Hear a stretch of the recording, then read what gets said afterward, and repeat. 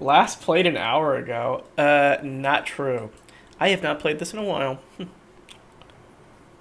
I've been enjoying the Xbox. I'm playing a lot of South of Midnight, trying to finish off that game. Nice. Um, Alright, let me does switch the in. does the new Xbox play 360 games? Yes, select ones, but a lot. Yes. But a What lot, about a lot. Xbox Arcade? What about old Xbox Arcade titles? That I'm not so sure about. I would assume yes, because if it existed on their catalog, I'm sure at some level they brought a lot of those over. But there's a lot of Xbox Arcade ones that had like what's the word I'm looking for? I'm Uh, talking World of Keflings. oh, then Like probably. that. Um, yeah, I World of don't Keflings or even know what Kingdom that for is, Kef but a Kingdom for Keflings or the Fable games. oh, The those are Fable on games. there. We know for sure those are It on there. better be. Well, I played them. Remember? Oh, well, originally the second one I played off of Xbox streaming. Yeah, but that's Xbox streaming. That's can you only do cloud streaming for those or what? You can, and I think you can also use the disc for that if you can find the disc for it. Oh, last night, by the way, I got But her a what bikini. about I what mean, the it's like an old style bikini. that's kind of cute actually. But what about not um non-streaming? Like what if you can just download it from the game store? You might be able to. I don't really know what their store looks like. Um, but it that kind of stuff I feel like depends on the studio that makes it uh, rather than Xbox themselves. So that one might be a little bit more of a difficult answer. Like a lot of stuff is on there for sure, but I just want to make sure, like, if I do get, I don't think I will though, because I don't even play games anymore. So it's like, but sometimes, every once in a while, I will want to play like a triple A title with like amazing graphics on my TV, and I would like to have one for those special occasions. And because like the last time I played, see, I don't know where Chris's PS4 is, otherwise I would just get Chris's PS4 out and play games that are already on there. But I don't know where that damn thing is, but I played Horizon Zero Dawn for the first time on the PS4 and oh, it was damn so it. much fun. Yeah, sorry, I fucking keep accidentally pressing the camp button. They have got to make that harder to do. Maybe you can change it? Right in the Journal of Gustav's Apprentices. I didn't know I could do this. Mael finds a spot where she can write. Oh, this is so sweet that Mael doesn't know. She spends some time writing Gustav's journal to honor his memory. She tries to write but is overcome with emotion. She cannot find the words. She hopes Gustav's apprentice will read this journal someday. I was dizzy all day today, Andrew. Even though I know I'm doing it to myself somehow, I was still dizzy. But it wasn't aggressive, but it's still kind of there. I'm still having it. Don't worry, Terror Girl. It will go away. It will, it will.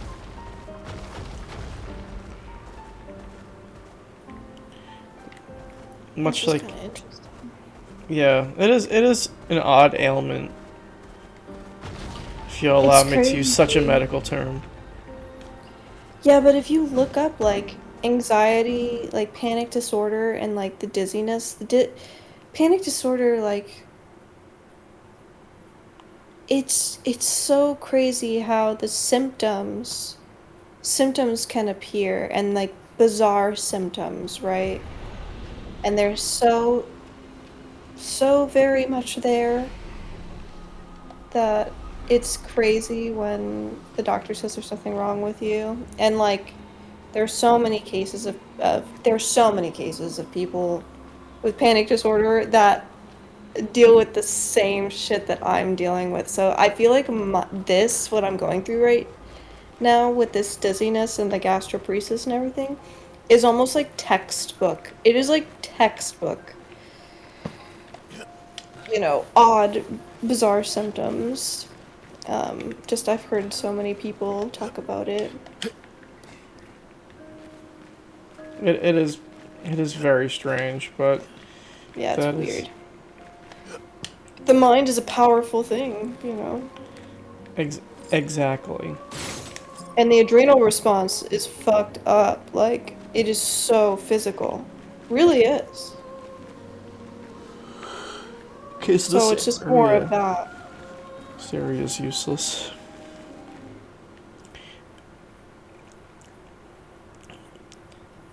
Tara, But we yeah, just my need to body. stick a needle in your brain and you go.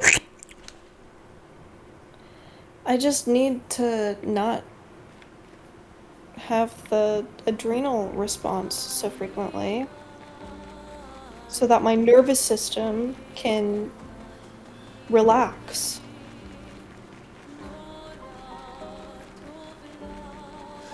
And I think like quitting coffee has helped. But at the same time I don't necessarily think that like it would be nice to be able to have coffee again one day and not have to worry about the nervous system sensitization. Yeah. So maybe one day I'll go back to it when I'm feeling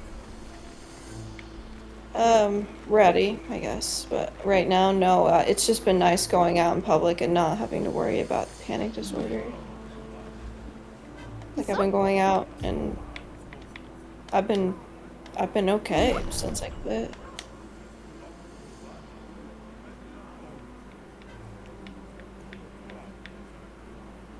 What? volevo che un paio solo così.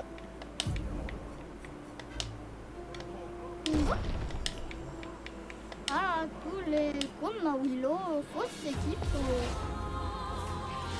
We're fighting a Julian Tiny Head. Oh, damn it. Let's spill some ink.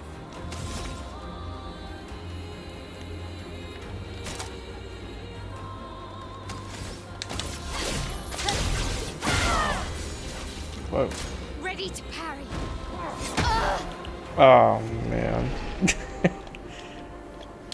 We'll try that again. They're making fun of me, these gestrels. Okay. Called me weak. Dude, Mael's my best bet. You can only use one person. Yeah. Mael's really good at like doing a lot of damage very quickly. Ready to parry.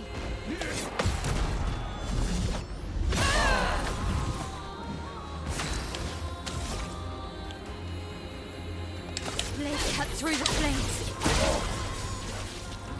Ready to parry. Nice. You know what I've been wanting to do lately too is read I'm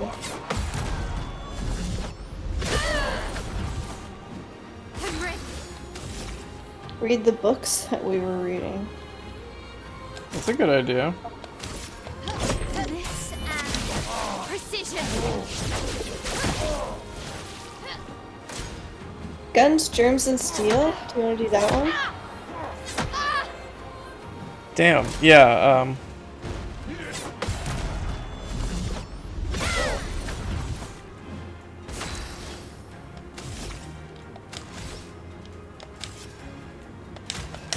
That's better. Okay, Ready to I parry. can start if you're ready. yeah, I'm ready.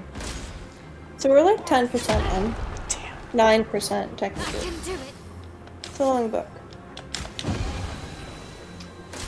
Okay, so we were just talking about the Polynesian Let's dance. islands. Yeah. Not giving up. Okay, so it says, after that brief look at Polynesia's varying environments, let's now see how that variation influenced Polynesian societies. Subsistence is a convenient facet of society with which to start, since it in turn affected other facets. Polynesian subsistence, 뭐지? I'm going to look up that word really quick too. 있어? So subsistence is the action or fact of maintaining or supporting oneself at a minimum level. Nice. Okay. Interdasting. So Polynesian subsistence depended on varying mixes of fishing, gathering wild plants and marine shellfish and crustacea, hunting terrestrial birds, and breeding seabirds and food production. Most Polynesian islands originally supported big flightless birds that had evolved in the absence of predators. New Zealand's moas and Hawaii's flightless geese being the best known examples. While those birds were important food sources for the Flightless initial geese? colonists, I didn't know that existed. I guess in Polynesia and Hawaii, because there's no predators for them. Especially on New Zealand's South Island, most of them were soon exterminated on all islands because they were easy to hunt down. Breeding seabirds were also quickly reduced in number, but continued to be important food sources on some islands. Marine resources were significant on most islands, but least so on Easter, Pitcairn, and the Marquesas, where people as a result were especially dependent on food that they themselves produced. Ancestral Polynesians brought with them 3 domesticated animals, the pig, the chicken, and the dog, and domesticated no other animal within Polynesia. Many islands retained all 3 of those species, but the more isolated Polynesian islands lacked one or more of them, either because livestock brought in canoes failed to survive the colonists' long over-water journey, or because livestock that died out could not be readily obtained again from the outside. For instance, isolated New Zealand ended up with only dogs, Easter and Tikopia with only chickens. Without access to coral reefs or productive shallow waters, and with their terrestrial birds quickly exterminated, Easter Islanders turned to constructing chicken houses for intensive poultry farming. At best, however, these 3 domesticated animal species provided only occasional meals. Polynesian food production depended mainly on agriculture, which was impossible at subantarctic latitudes, because all Polynesian crops were tropical ones initially domesticated outside Polynesia and brought in by colonists. The settlers of the Chathams and the cold southern part of New Zealand's South Island were thus forced to abandon the farming legacy developed by their ancestors over the previous thousands of years and to become hunter-gatherers again. People on the remaining Polynesian islands did practice agriculture based on dry land crops, especially taro, yams, and sweet potatoes, irrigated crops, mainly taro, and tree crops such as breadfruit, bananas, and coconuts. The productivity and relative importance of those crop types varied considerably on different islands, depending on their environments. Human population densities were lowest on Henderson, Rennell, and the atolls because of their poor soil and limited fresh water. Densities were also low on temperate New Zealand, which was too cool for some Polynesian crops. Polynesians on these and some other islands practice a non-intensive type of shifting, slash and burn agriculture. Other islands had rich soils but were not high enough to have large permanent streams and hence irrigation. Inhabitants of those islands developed intensive dry land agriculture requiring a heavy input of labor to build terraces, carrying out mulching, rotate crops, reduce or eliminate fallow periods, and maintain tree plantations. Dry land agriculture became especially productive on Easter, Tiny Anuta, and Flat and Low Tonga, where Polynesians devoted most of the land area to the growing food. Okay. The most productive Polynesian agriculture was taro cultivation and irrigated fields. Among the more populous tropical islands, that option was ruled out for Tonga by its low elevation and hence its lack of rivers. Irrigation agriculture reached its peak on the westernmost Hawaiian islands of Kauai, Oahu, and Molokai, which were big and wet enough to support not only large permanent streams, but also large human populations available for construction projects. Okay. Hawaiian laborer corvées built elaborate irrigation systems for taro fields yielding up to 24 tons per acre, the highest crop yield in all of Polynesia. Those yields in turn supported intensive food production. Hawaii was also unique within Polynesia in using mass labor for agriculture by constructing large fish ponds in which milkfish and mullet were grown. As a result of all this environmentally related variation in subsistence, human population densities, measured in people per square mile of arable land, varied greatly over Polynesia. At the lower end were the hunter-gatherers of the Chathams, only 5 people per square mile, Precision. and of New Zealand's South Island, and the farmers of the rest of New Zealand, 28 people per square mile. In contrast, many islands with intensive agriculture attained population densities exceeding 120 per square mile. Tonga, Samoa, and the Societies achieved 210, 250 per square mile, and Hawaii 300. The upper extreme of 1,100 people per square mile was reached on the high island of Anuta, whose population converted essentially all the land to intensive food production, thereby crammed 160 people into the island's 100 acres, and joined the ranks of the densest self-sufficient populations in the world. Anuta's population density exceeded that of modern Holland, and even rivaled that of Bangladesh. That's my 2%, Bangladesh. That's me. Population size is the product of population density, people per square mile, and area, square miles. The relevant area is not the area of an island, but that of a political unit, which could be either larger or smaller than a single island.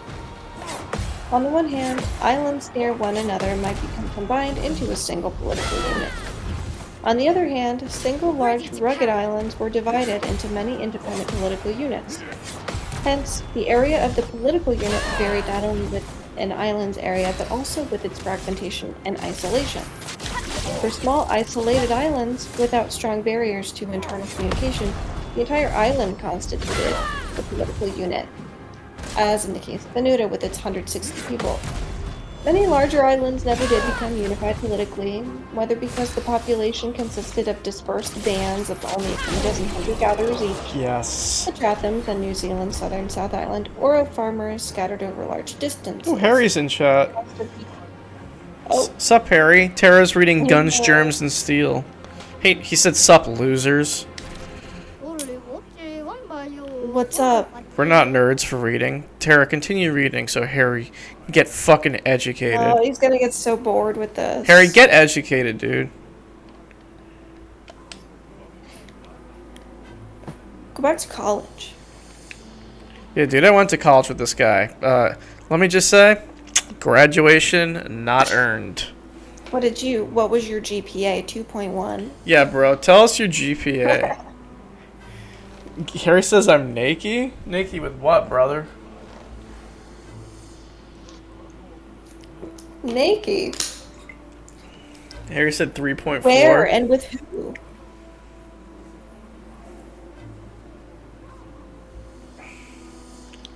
I'm naked here. Tara, we're I thought that you were gonna go jazz hit. Oh, he says in the game. My GD character. She's French. That's not naked. That's just what they wear.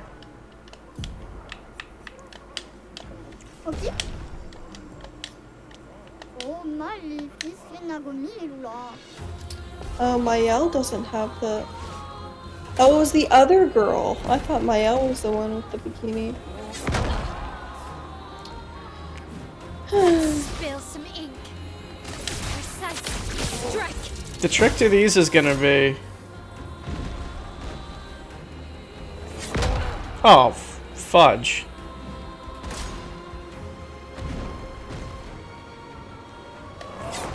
Damn. It's really all about timing with these. There's like no other way to do it. Let's dance. Damn. Fuck, I'm gonna lose this one so quickly. Giving up. That's better. Harry says he was 3.4. 3.4. What do we think of that? Doesn't look like you're gonna be coming to the ice cream social. Was that? Oh, that was a high school thing, wasn't it? It's middle school for me. I forgot about that. We talked about this recently. What? I totally fucking... I know we did, but I always forget that that was the thing that happened. Yeah, they would like pull you out of class and be like, alright guys, everyone who's on the list, go to the cafeteria for the next 60 minutes. Maybe it was like 2 hours. It might have been like a 2-hour thing. But yeah, they gave us like little things of ice cream. And then they had a DJ playing Cotton Eye Joe. Damn, Soulja dude. Boy.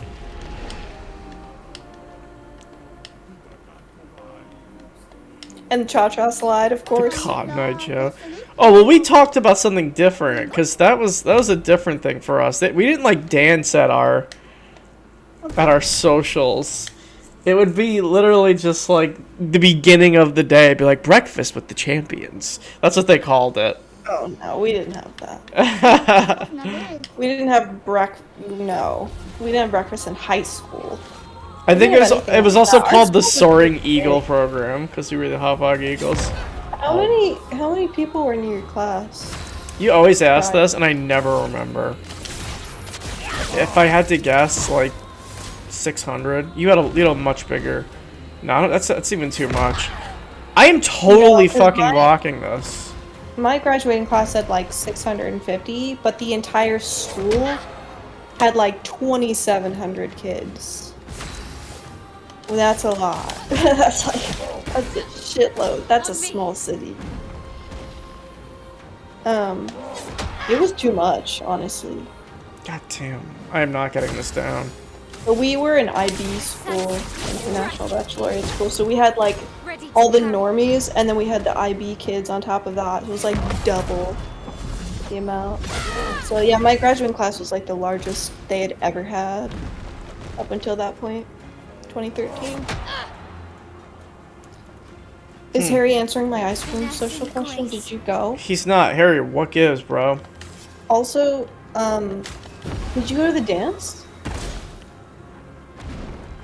Did Harry go to the dance? Yeah, the autism dance. Oh, that's right. Harry, did you go to the autism dance? The autism ball. Precise. Strike. Ready to Harry go. said, sorry, I'm in chat. I don't think you're sorry enough, Harry. I'm starting to get the timing down for this. Damn. As I get my ass beat.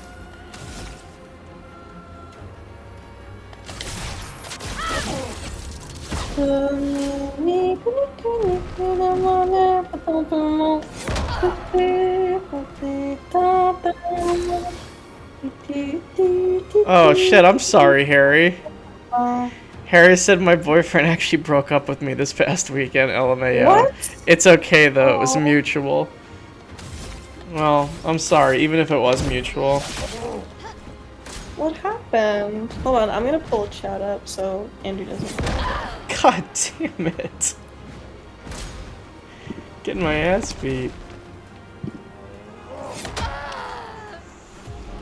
You don't have to talk about it if you don't want, but I'm sorry about how long were you guys dating? You don't have to talk about it if you don't want. Sucks no matter what, but it was for the better. Oh, I'm glad you see it that way, Harry. Honestly. Yeah, you don't have to get into it, but I'm sorry, but it happens. These things sometimes say comfys. We just C'est weren't la over vie. compatible. C'est la vie. C'est la vie, Harry. Que ça va? Ça va. Frère Jacques.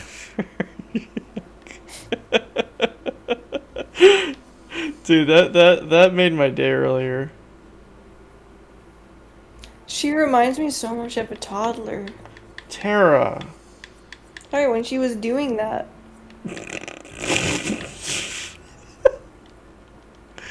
It reminded me of, like, a 2-year-old little girl. Harry, you don't have to answer this question, but you didn't break up at the autism ball, did you?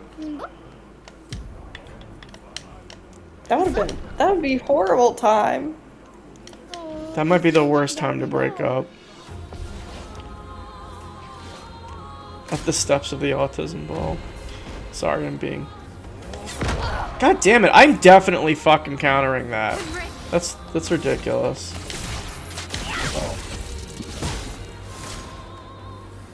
Oh, the autism ball's in late June, sorry.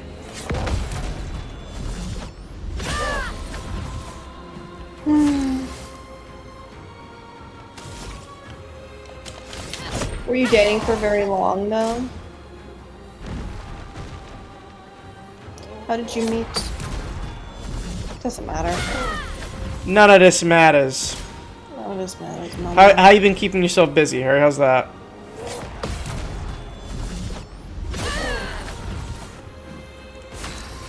How's that for a question? Yeah, it is. Precise strike. Ready to parry. Oh, you have to be like last second for this one. I'm doing much better though. Bliss and precision.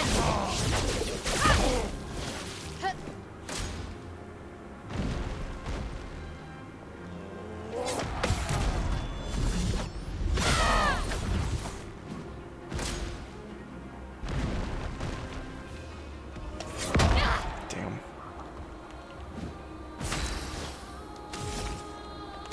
Fuck.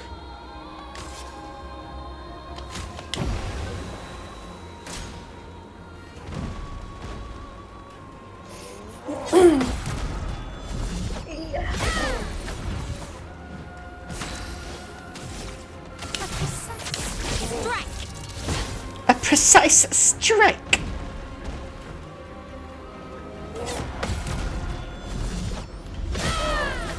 One more fucking hit on this MF. You'd better die, MF. Oh. Yes!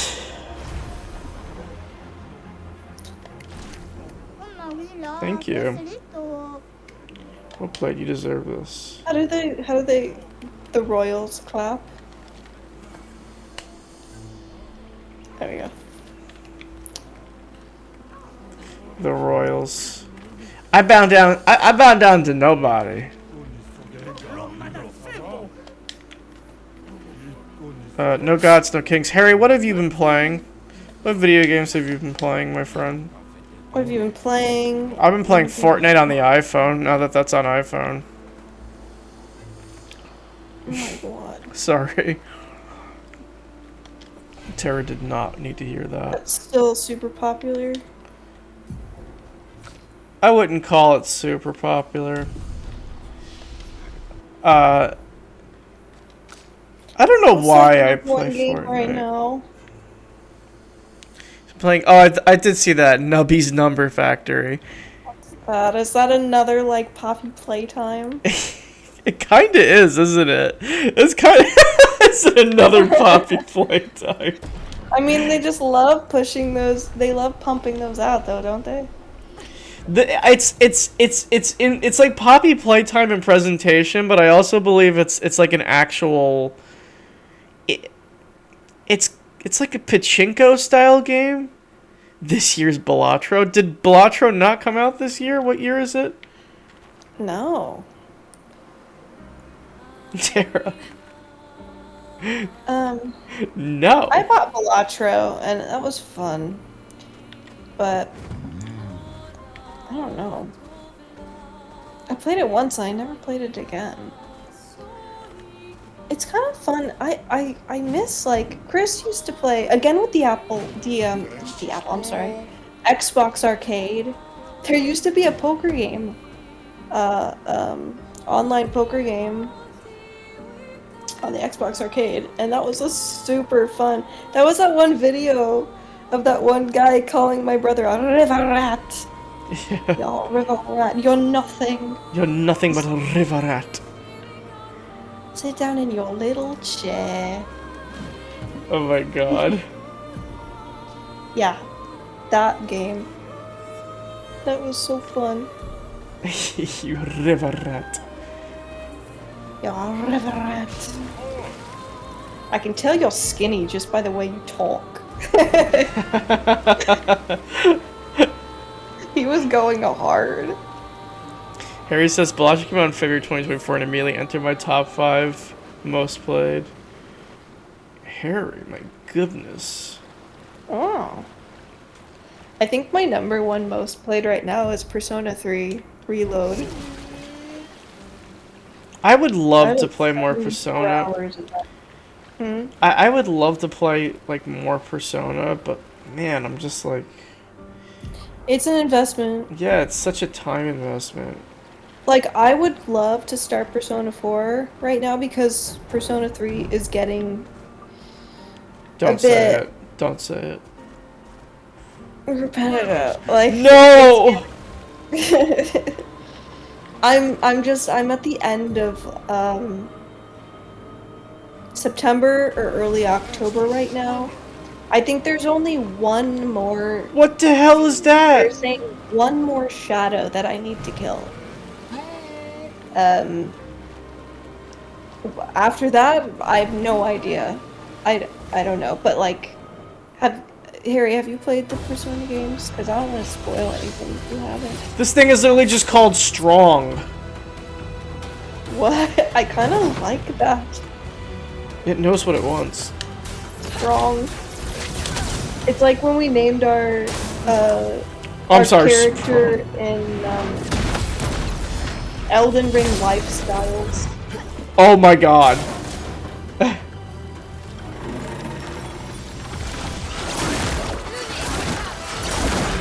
Okay, so I'm not meant to fight this thing. Yes, Persona games.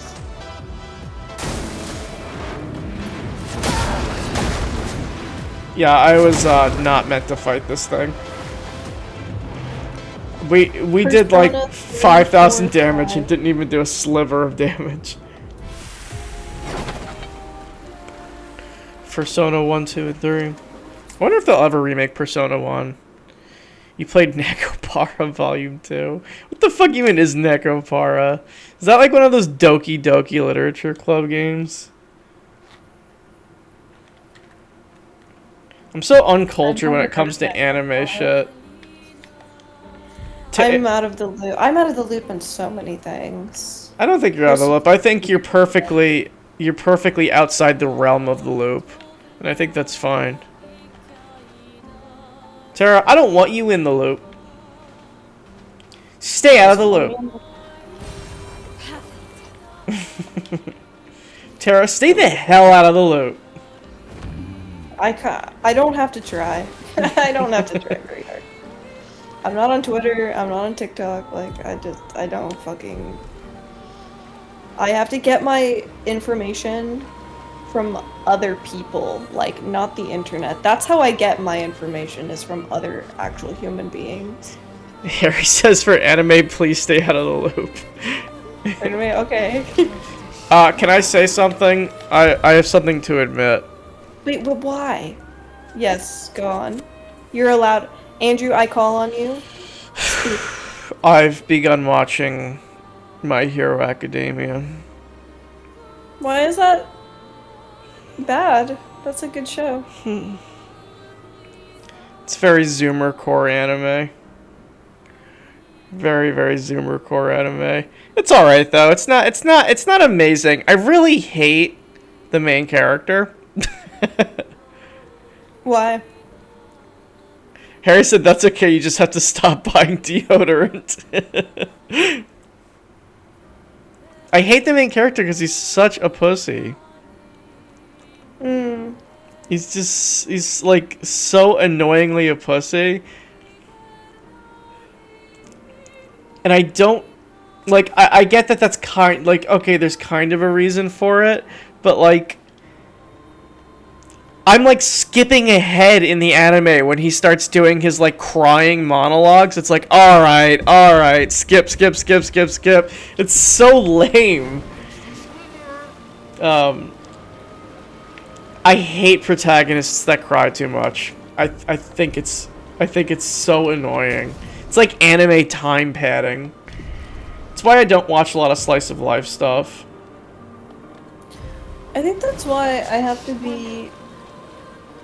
I don't know. When I was younger, it was stuff like that that used to like confuse me about anime in general. Because I'm like, this is so unrealistic. Like I was too practical to watch anime when I was younger.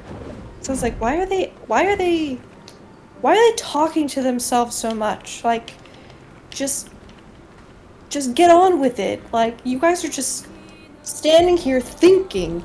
And I think that was like more so like Naruto and I don't know. Yeah. Like animes, all of them suffer from this. Yes, they all have their own like quirks Stop to it thinking for so sure. much and just speak your mind and just do it. But I also think it's kind of like it's not so black and white. I think it's like a cultural thing and Yeah.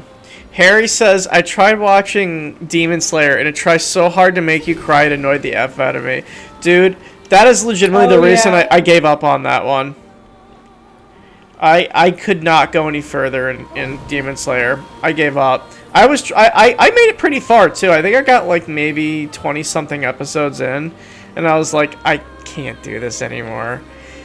I think that was around where I stopped watching as well, but not for the same reason. Like I think I wasn't passionate about the show. Like I liked the beginning.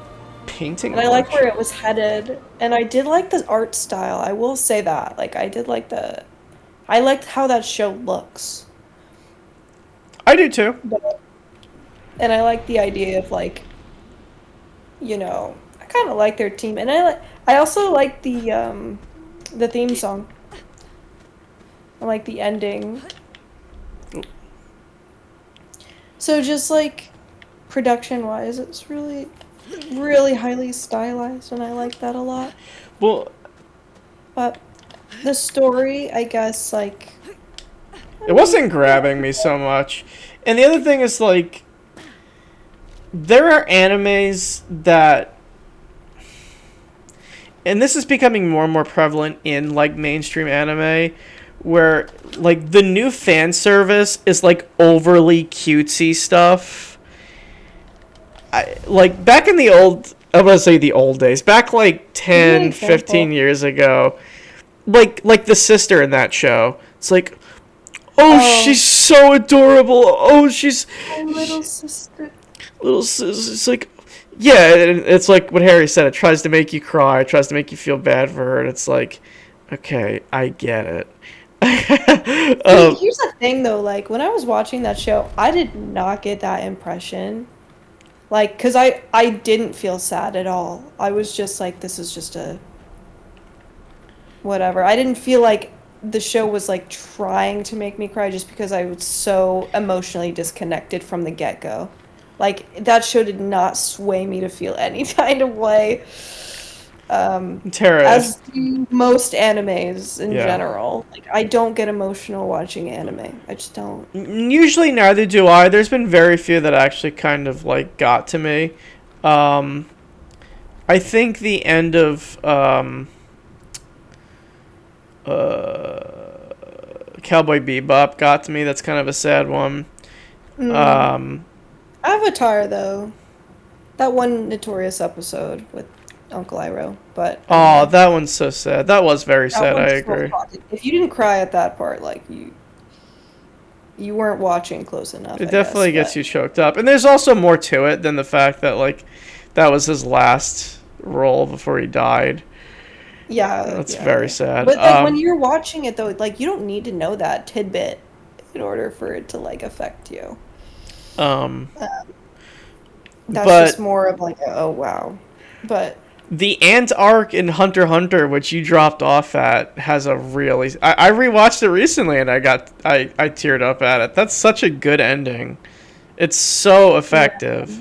I don't have enough experience with anime to be able to chime in on a lot of these topics. Tara, if I jump down here, is it going to be a huge boss fight? That is a platform for a fight, my friend. A lost soul adrift in twilight. Her bane brush wielded darkness, and from it the monster emerged. She wove her spite into the canvas, birthing a horror to plague my nights. Your hand holds the power to unweave the terror she wove. You can dissolve the nightmare. Will you help me? What do you mean? Her beast to tilt the balanced. Ever in her favor, ever controlling. Will you help me? We will. Remember, the light and dark dance together. Chiaroscura.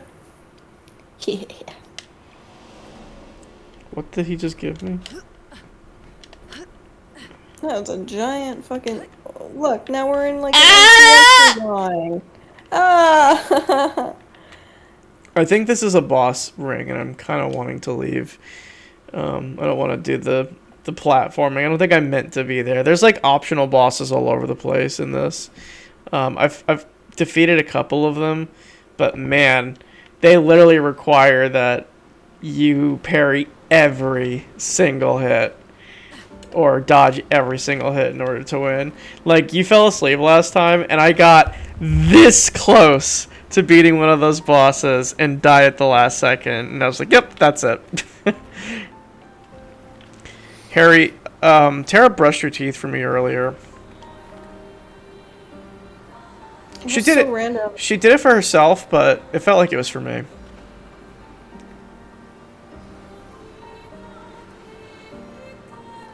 I brushed my teeth, yes. And then my cat came up because she likes the vibrations of my electric toothbrush. Yes, it was quite sweet. She does that. Take cover. Like mama's purrs.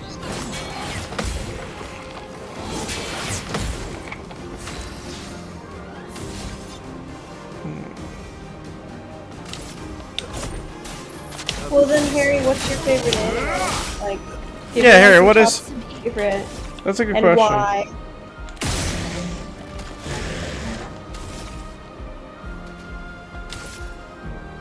Blade, cut through the plate.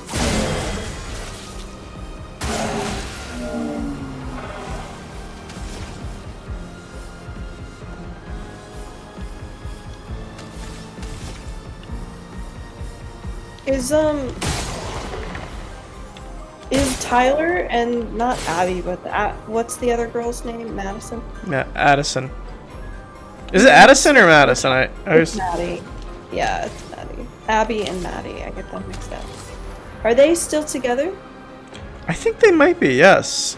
Although I don't know. I haven't seen them really together. In like in posts. Nice. I'm getting good at this ish. Careful, Verso. Careful, Verso.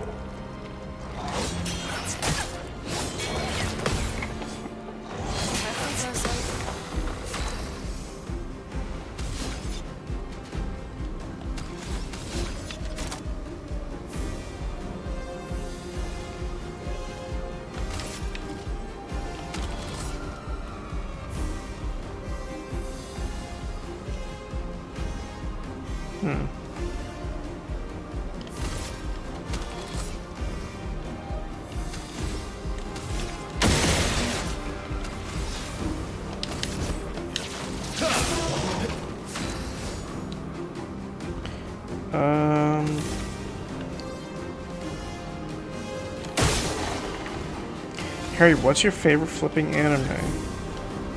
He left us.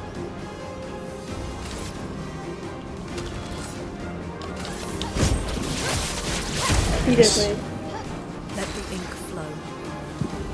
You know, I could have sworn.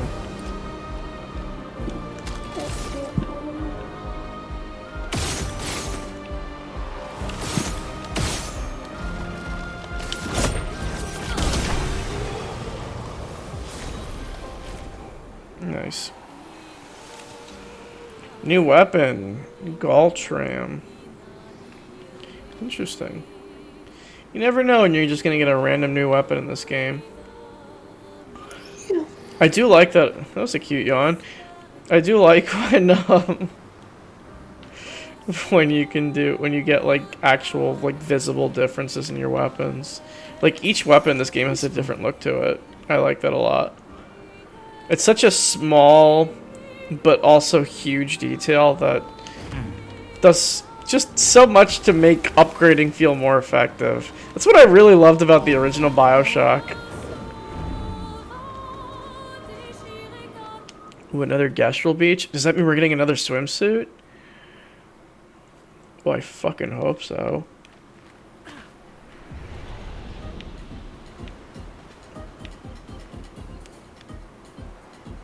The hell Her is this swimsuit is really going up her crack. I know, it doesn't make any sense too, because like she floats. Like she's not even like creasing her ass when she walks, and that doesn't make no sense. Welcome to the Gastral Beach Rafting Volley Club. What should we do here? This is a place where I built to show my passion for volleyball. You will go on the rafts behind me to play volleyball with one of my creations. I captured a few baby Gastrals so you can use as balls. I asked for their consent. They all said yes. Anyway, my creations will shoot baby Gastrals at you, and you should throw them back. You're a warrior, and you should use your attack to throw them back, and I'll reward you with amazing stuff if you win.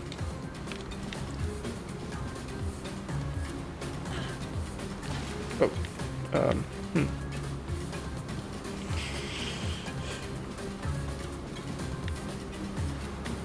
How do I actually get to them? Are you guys just headed towards the 33?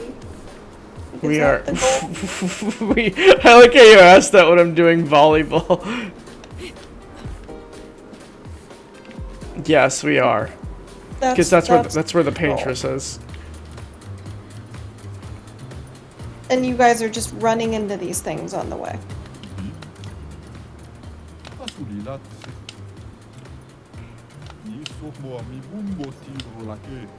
Let's see. Use RB to throw back the Gastrals and destroy the enemy's raft.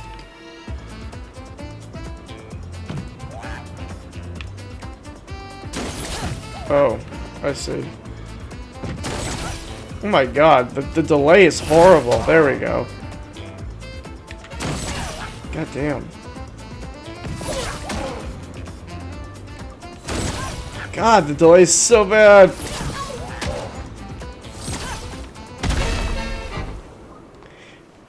I Jesus. promise you, the delay is so much worse than it looks.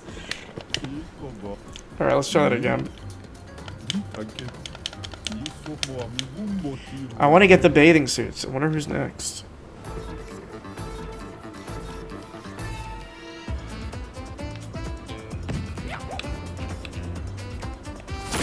God damn!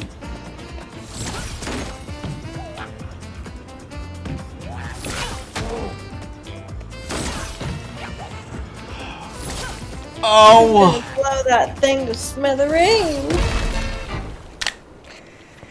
What is it with this game and its funky ass timing?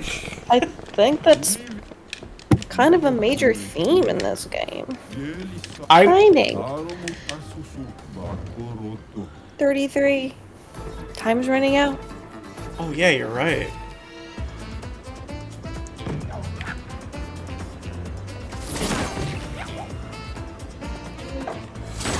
God.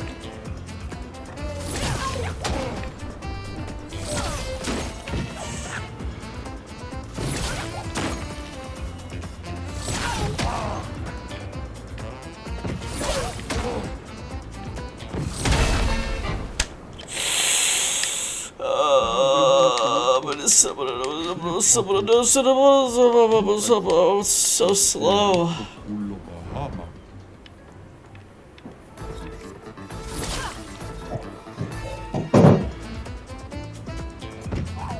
One, two, three, bam. 1, 2, 3, bam. 1, 2, 3, bam. 1, 2, 3, bam. 1, 2, 3, bam. 1, 2, 3, bam. What? 1, 2, 3, bam. Hell yes, fuck you.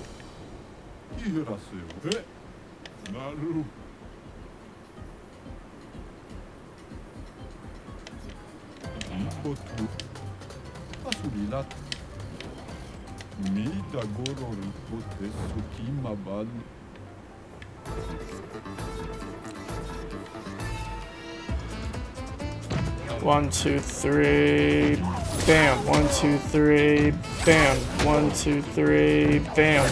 1, 2, 3, bam. 1, 2, 3, bam. What? 2, 3, bam. 1, 2, 3, bam. 1, 2, 3, bam. Yes!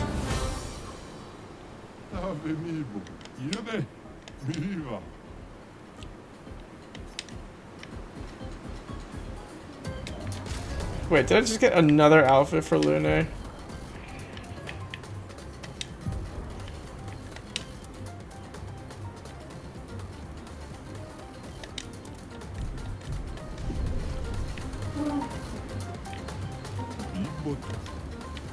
I'm getting better at Terran.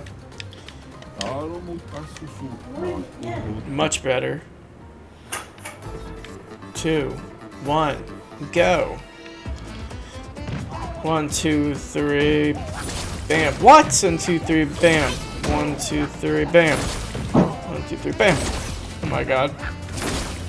Oh, I'm about to die. Wow, that was a lot harder. Alright, let's try that again.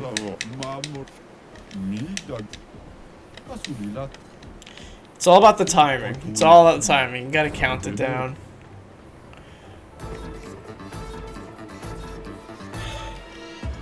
Alright. 1, 2, 3. Oh, what? What?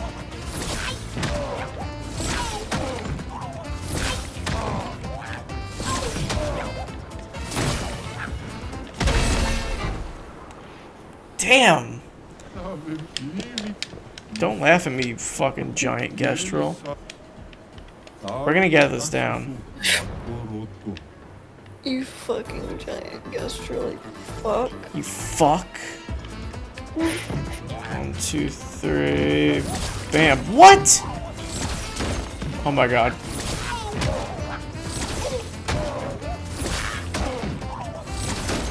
Oh my god. It doesn't help that they blend in.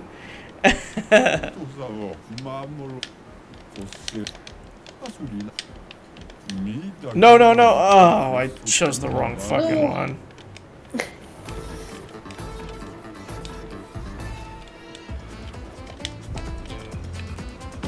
Alright, send him back.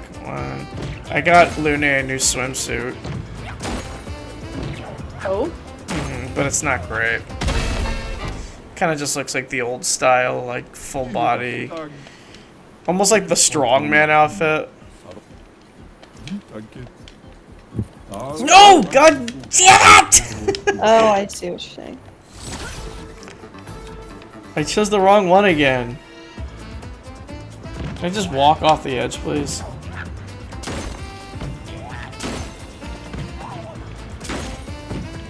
My hero's alright though.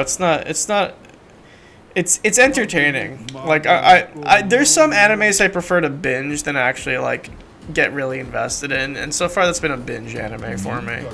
Just because like not a ton happens in each episode. Alright, let's try it. You see that? It like jumps up to the top.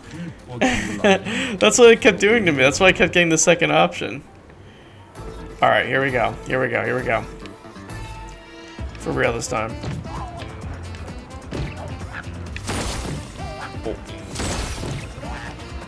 What?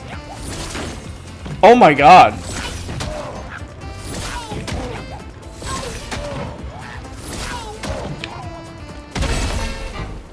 The delay was so bad there.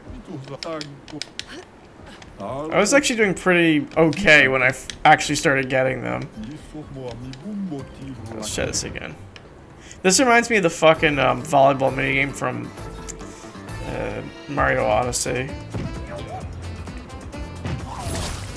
What? Did people ever say anything about the Minecraft movie?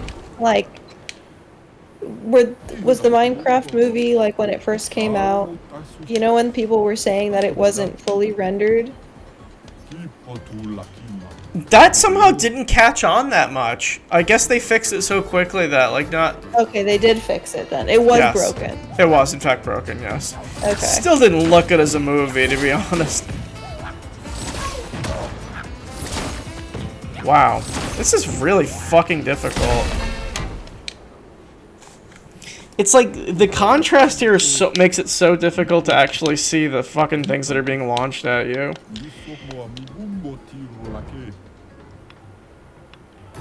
Alright, let's try this again. I need to get the bathing suit, Terry. You don't understand. Oh, yeah. Well, now that Harry's gone, I'm gonna keep reading. Yeah. Finish the chapter, at least. Okay, so where were we?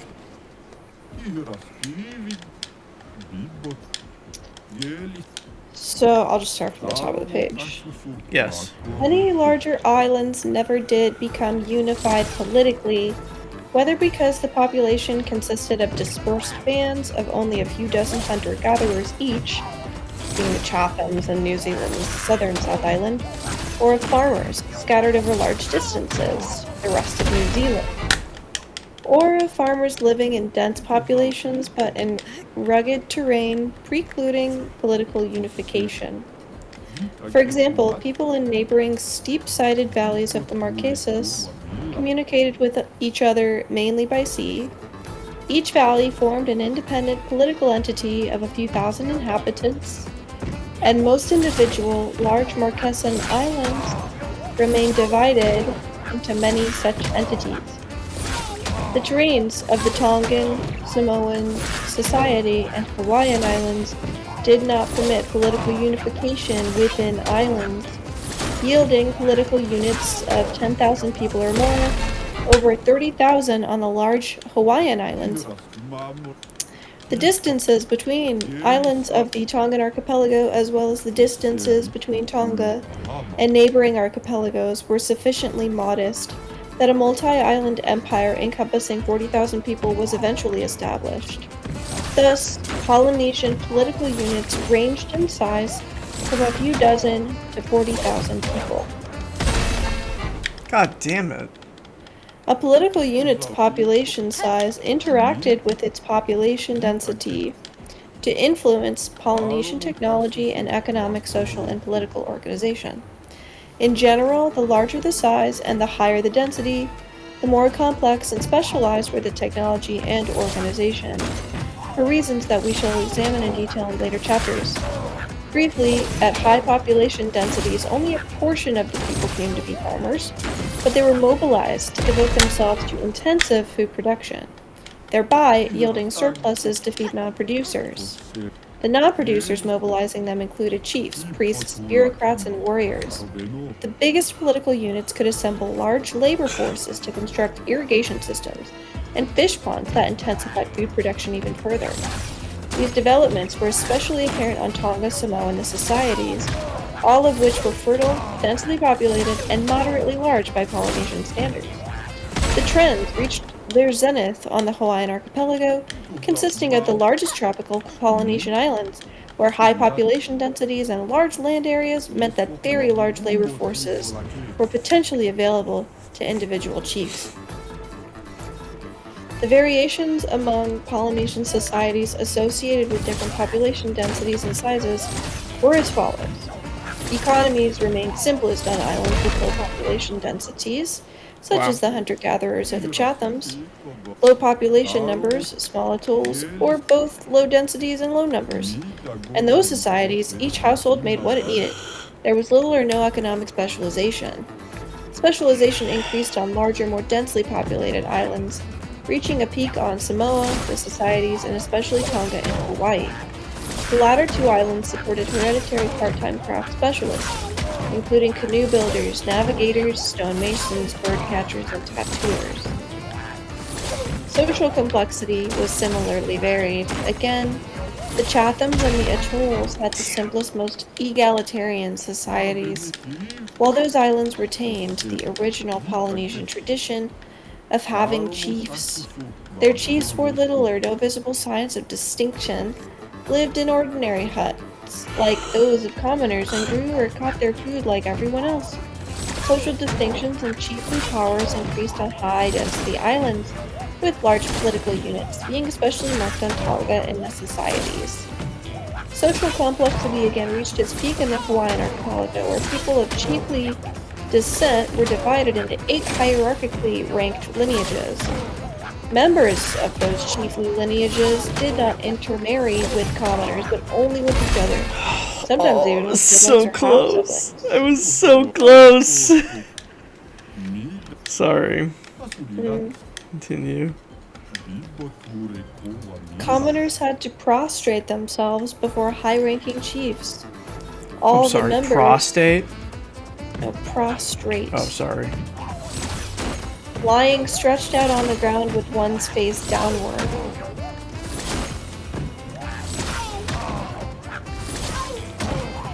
All the members of chiefly lineages, bureaucrats, and some craft specialists were freed from the work of food production. Political organization followed the same trends. On the Chathams and the Atolls, the chiefs had few resources to command.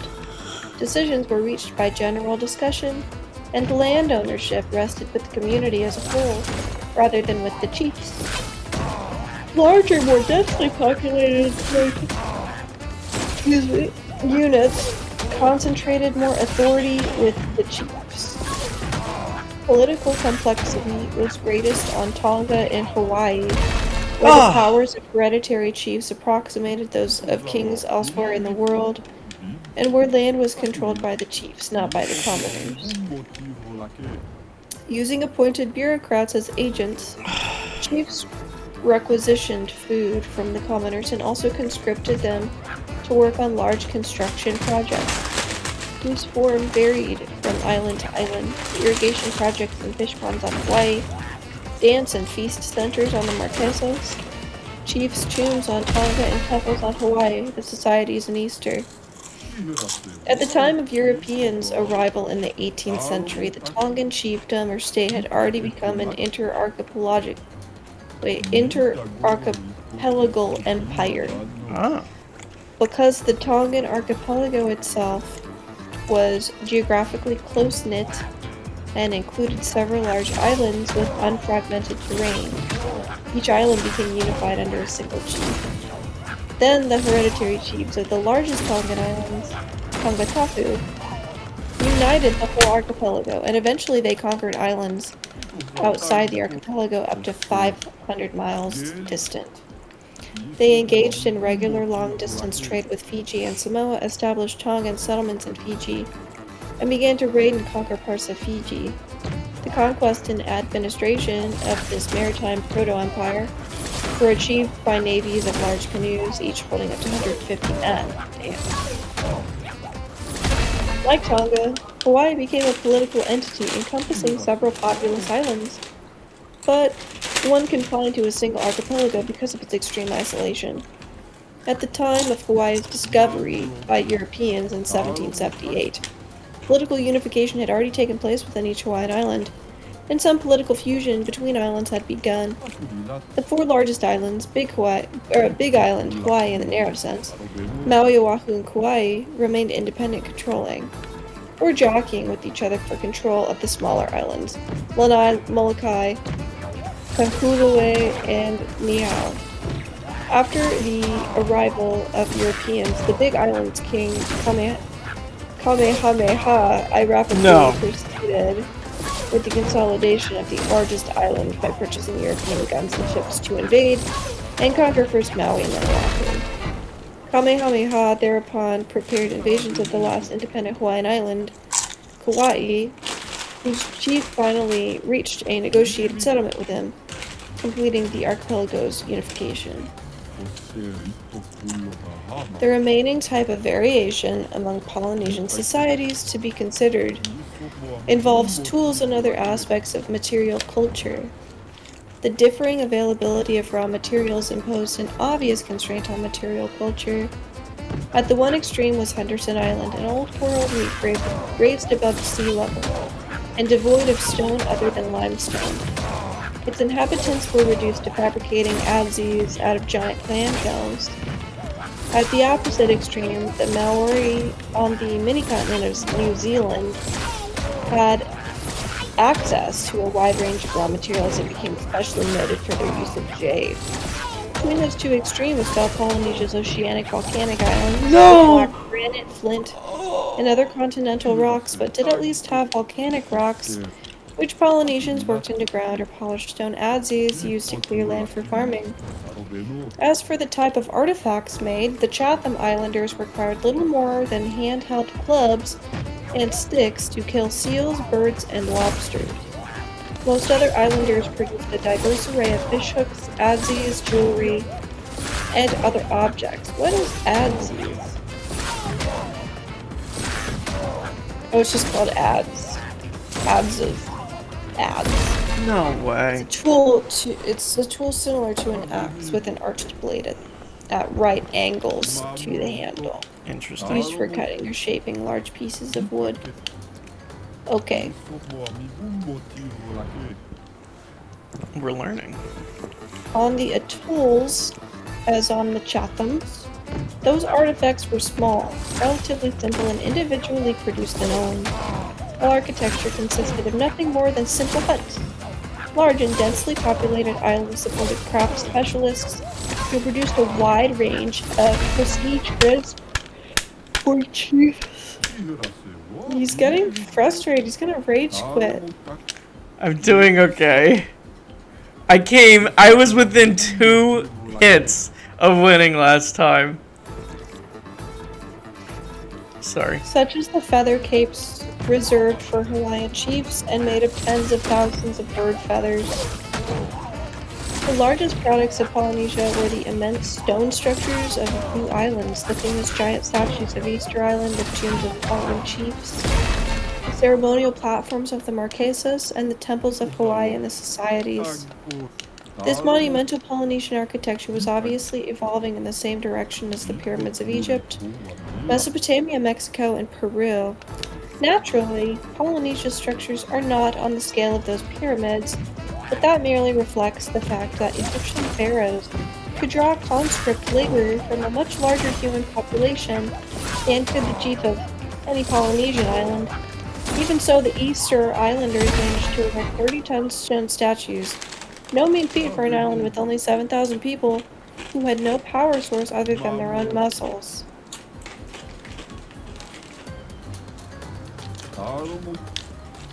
This is interesting. This book? Yeah. Oh. Thus, Polynesian island societies differed greatly in their economic specialization, social complexity, political organization, and material products. Related differences in population size and density, related in turn to differences in island area, fragmentation and isolation, and in opportunities for subsistence and for intensifying food production. All those differences among Polynesian societies developed within a relatively short time and modest fraction of the Earth's surface, as environmentally related variations on a single ancestral society. Those categories of cultural differences within Polynesia are essentially the same categories that emerged everywhere else in the world. Of course, the range of variation over the rest of the globe is much greater than that within Polynesia. While modern continental peoples included ones dependent on stone tools, as were Polynesians, South America also spawned societies expert in using precious metals, and Eurasians and Africans went on to utilize iron. The those developments were precluded in Polynesia because no Polynesian island except New Zealand had significant metal deposits. God Eurasia damn had it. full-fledged empires before Polynesia was even settled. And South America and Mesoamerica developed empires later, whereas Polynesia produced just two proto-empires, one of which, Hawaii, coalesced only after the arrival of Europeans. Eurasia and Mesoamerica developed indigenous writing, which failed to emerge in Polynesia except perhaps on Easter Island, whose mysterious script may, however, have post-dated the islanders' contact with Europeans. That is, Polynesia offers us a small slice, not the full spectrum of the world's human social diversity. That shouldn't surprise us, since Polynesia provides only a small slice of the world's geographic diversity. In addition, since Polynesia was colonized so late in human history, even the oldest Polynesian societies had only 3,200 years in which to develop, as opposed to at least 13,000 years for societies on even the last colonized continents, the Americas. Given a few more millennia, perhaps Tonga and Hawaii would have reached the level of full-fledged empires, battling each other for control of the Pacific, with indigenously developed writing to administer those empires, while New Zealand's Maori might have added copper and iron tools to their repertoire of jade and other materials. In short, Polynesia furnishes us with a convincing example of environmentally related diversification of human societies in operation. But we thereby learn only that it can happen because it happened in Polynesia. Did it also happen on the continents? If so, what were the environmental differences responsible for diversification on the continents? And what were their consequences?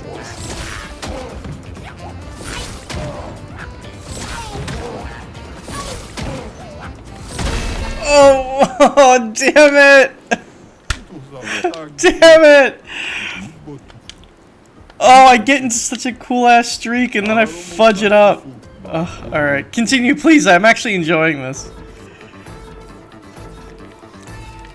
Okay. We're on chapter 3. This is called Collision at Cajamarca. Chapter 3. The biggest population shift of modern times has been the colonization of the New World by Europeans, and the resulting conquest, numerical reduction, or complete disappearance of most groups of Native Americans, American Indians. No! Like stated in Chapter 1, the New World was initially colonized around or before 11,000 BC by way of Alaska, the Bering Strait, and Siberia. Complex agricultural societies gradually arose in the Americas far to the south of that entry route, developing in complete isolation from the emerging complex societies of the Old World.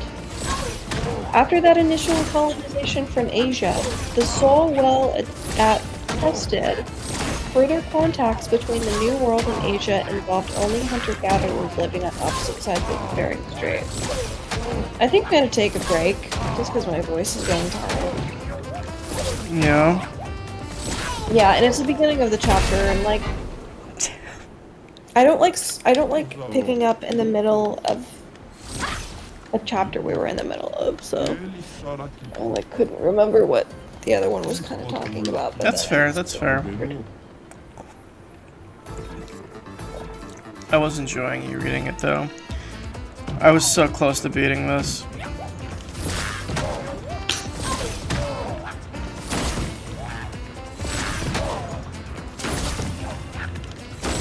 Oh! Tara, I've gotten so close with this a few times. Once you lose the rhythm, it's like it's over. You have to like, this is somehow not like, it's visual, it's so visual. God. Yeah, I've already fudged it. I need to get the swimsuit. I just need to. Watch it not give me a swimsuit.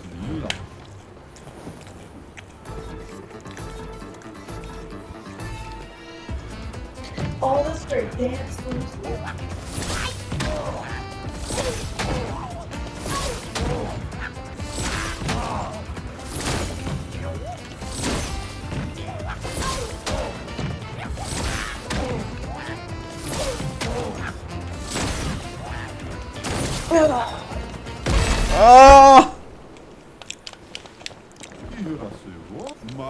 My other AirPod came in, by the way, so I say my other AirPod came in, so ba ba ba ba ba ba sa ba ba ba ba sa ba ba ba ba ba ba ba ba ba ba ba sa ba ba ba. Tara, why are you looking at me like that?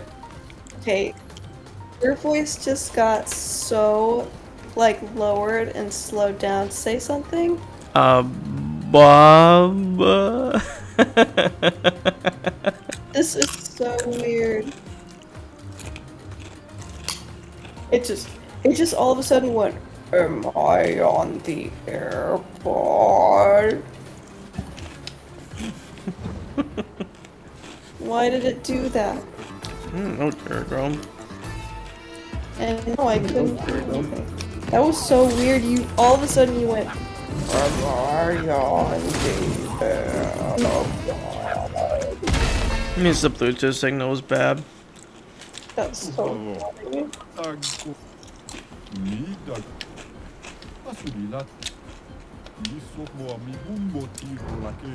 I'm not gonna try this any longer. I'm gonna look up what the reward you get for this is.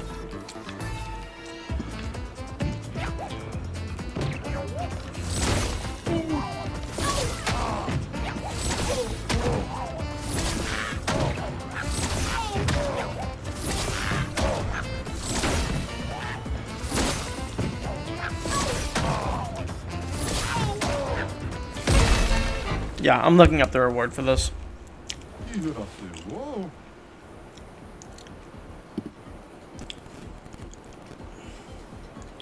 What is the reward you get from Expedition 33 volleyball hardest level?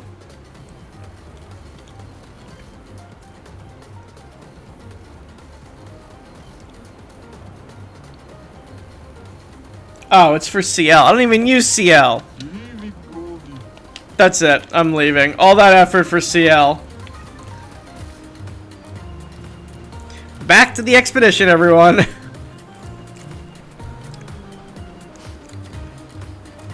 That was not worth it. That was not worth all that effort.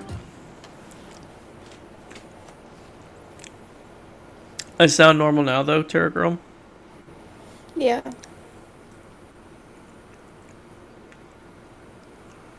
Alright. Back to expedition. What are you guys doing over there? So you like the casting for the new Harry Potter children, Terra Girl? Just based off of one picture, I'm not upset, but I need to, you know, like when they cast Aang, and then I was like, yeah, okay. Well, I wasn't like, yeah, okay, but I was like, I guess. And then when he started acting, like, his acting was just, he acted like a fucking brat. And also, he's a little effeminate as well, which is whatever.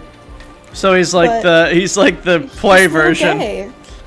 I just think he's like a little gay. He comes off as a little gay.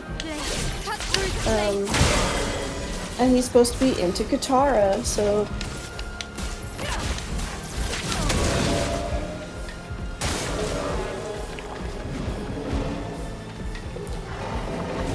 Also, Zuko's actor is also. He has moments. He has moments where he's fucking, you know, a little sassy on screen, and I'm like, gay moment. Wow, I'm getting my ass Again, beat. these characters are straight in the show, so just saying.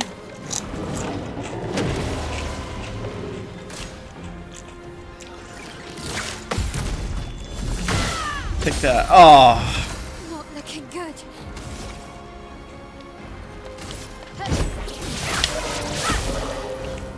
What was I gonna say?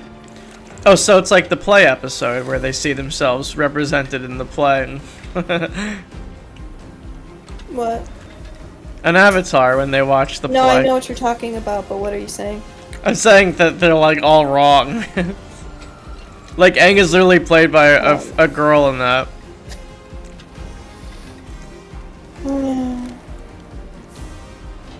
You're like, no, not at all. Oh, I really should have healed Mayo.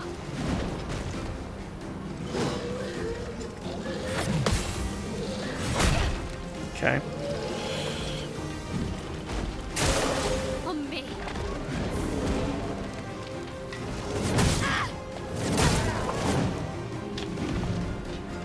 I'm losing my timing. That fucking minigame fucked me up.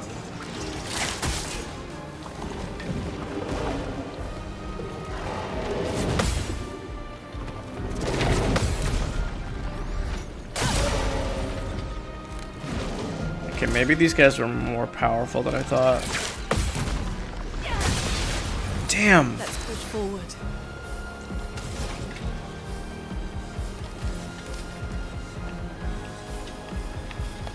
A brilliant light.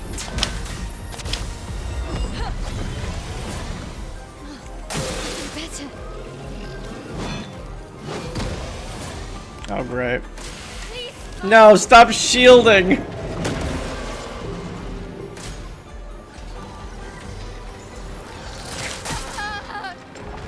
Alright, well, I'm dead.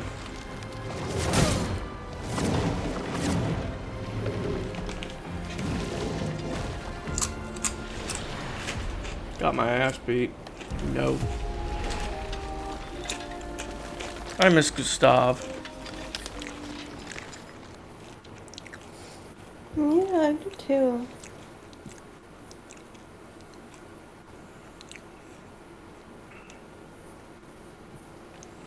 Alright, where are we actually going? Open map.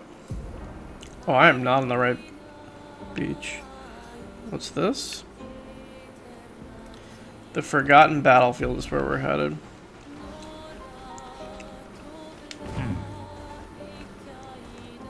Let us get wet.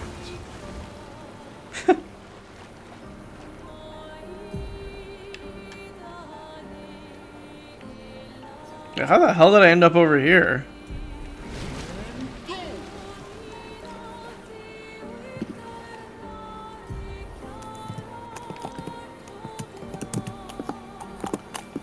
I have no idea how I got over here.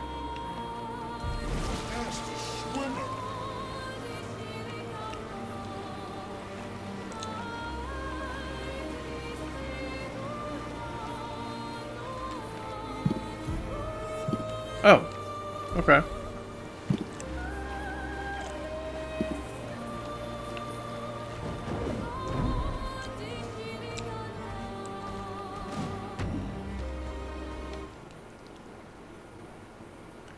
Dodging is easier than parrying. Shut up!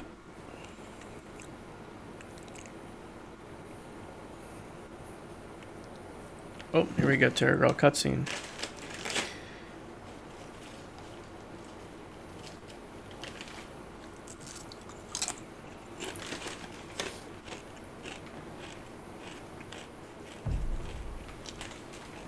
What the hell?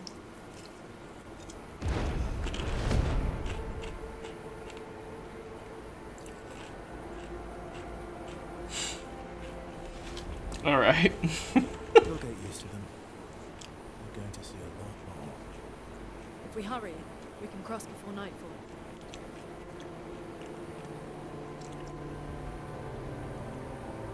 Wait. We bury Gustav. I wish we could. But protocol is to keep moving. Gustav would understand. We can look for a suitable place along the way, yeah? We'll find a nice spot. Actually, there's a place. Past the quarry out of sight of the painters. tranquil haven, protected by magnificent trees. I think they'll approve.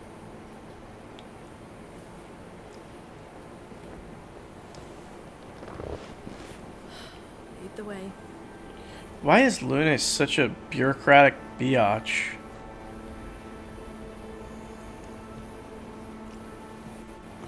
Why do you hate Lune so much? She is kind of bossy though. Let me show you something.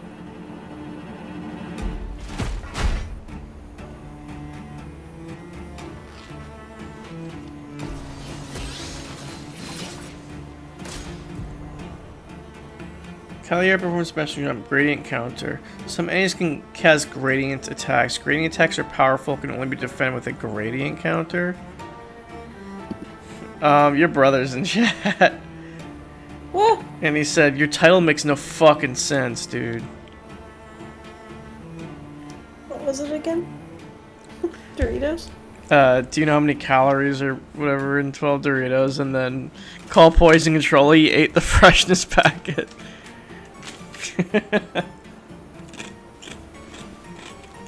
Actually, my title makes a lot of sense, dude. Maybe you're just not reading into it. Oh well. What do you...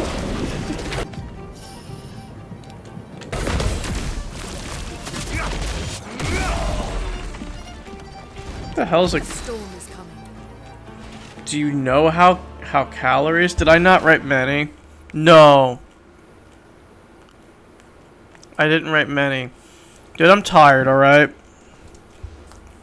Alright, I just fixed it.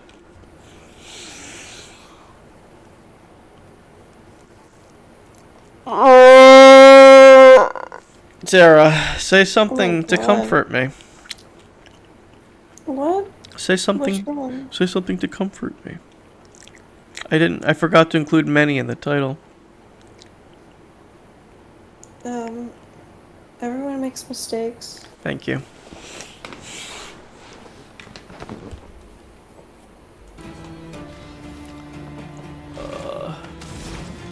Everybody has those days.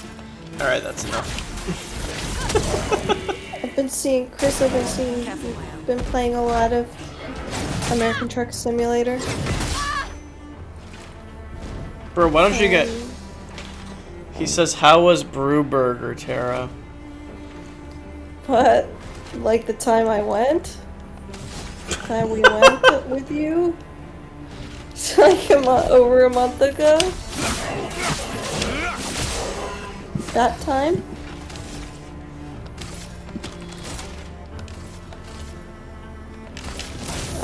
It was very good. It was good. I think I got the chicken sandwich. I think. But the bread pudding was. Why are they so rude? You don't have to say no shit like that. Any other tricks we should I'm know? not gonna compliment your One thing at a time. this work establishment if you're gonna be rude in the chat. Yeah, I'm reporting you to your district manager. This guy works for fucking Bob's Burgers. He said, lol, I'm sorry.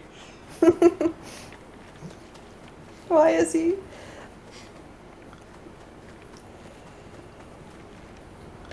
Dude, stop laughing. Stop laughing. It's not funny. I don't know if I don't know if you're seriously laughing that much or if you're just trying to manipulate me. Yeah, dude, if it's just...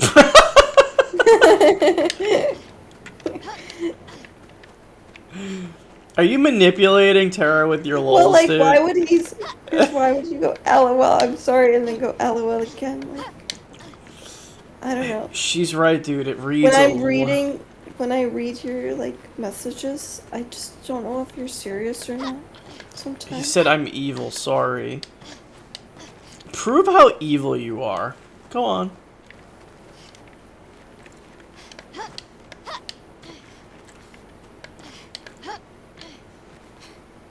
That was just such a random question, like, how was I supposed to answer that? Tara doesn't like random questions. I should know. Well, that was so random. Like, that was so long ago. It's like you asked it as if I had it today. He I knows didn't that have it he knows today. that you've been thinking about your brew burger. I loved the bread pudding. That was the best bit. Bread pudding, but no figgy So pudding. sue me. So sue me. Please give us some figgy pudding. Sorry.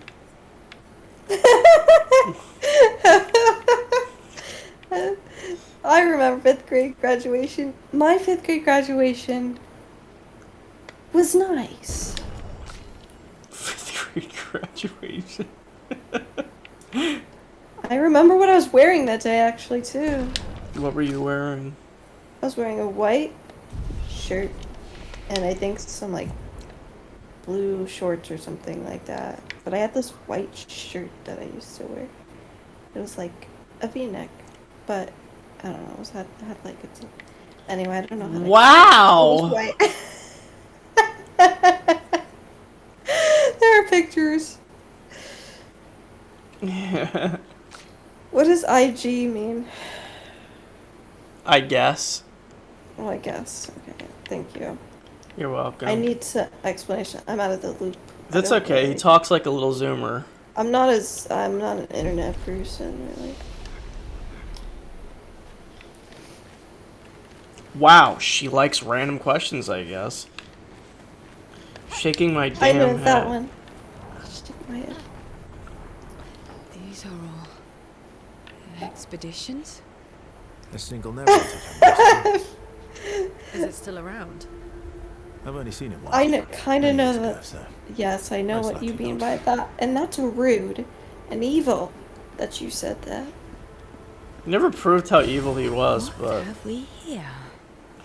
looks at a scrumptious little He used to morsel. call me Fatso.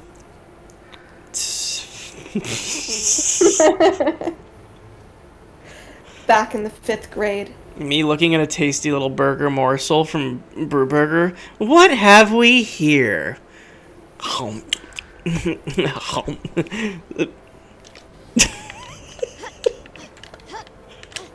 Sorry, Chris says 666 in chat. Yeah, I know he's a fucking demon.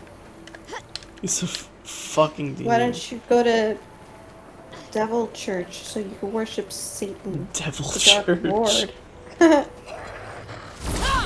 Why don't you just become a Satanist already and get it over with?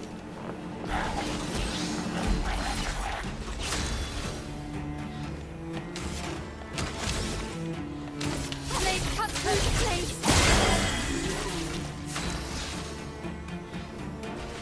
666.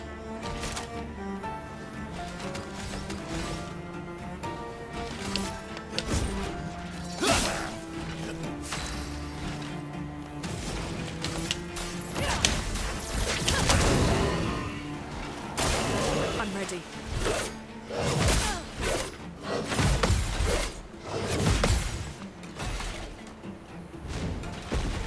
Chris, what was the last, what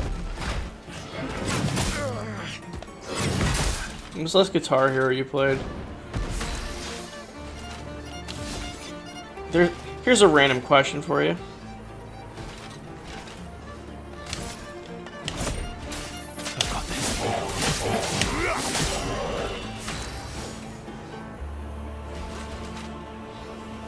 How was your first communion?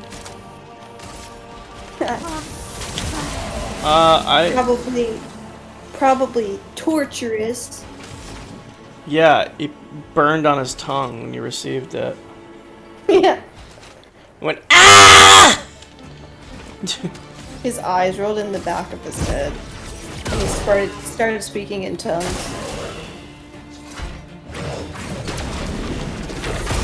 Oh, damn it. I like the hosts. I like the way they tasted. A lot.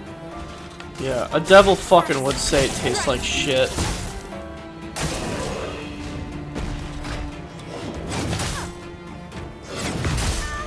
God damn it. Speaking of devil, Chris, have you been watching Ghost Adventures lately? We watched an okay episode. I'm saying I'm evil.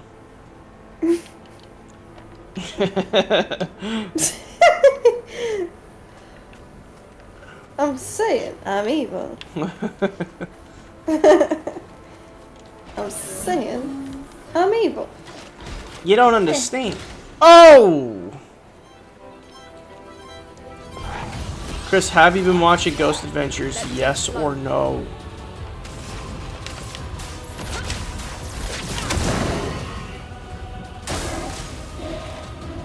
It's not like any of the episodes are good anyway. I don't believe that. I think we have fun watching them. I know you do.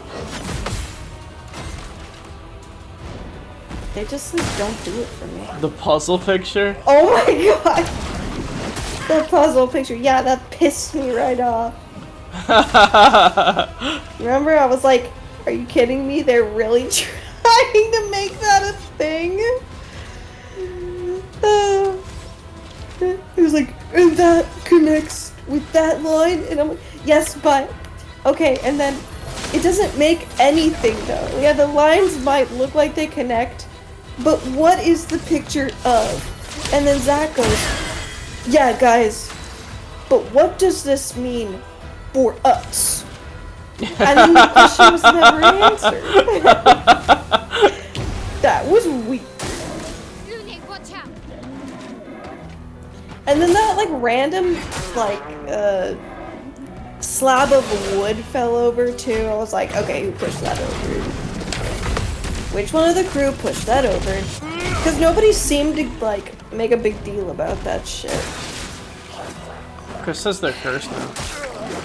They're like, look at these lines and these Polaroids. And then, like, the slab of wood falls, and it's like, alright, like, what was that, bro? Okay, anyways, but these pictures, though. It's like, they lose the plot so quickly.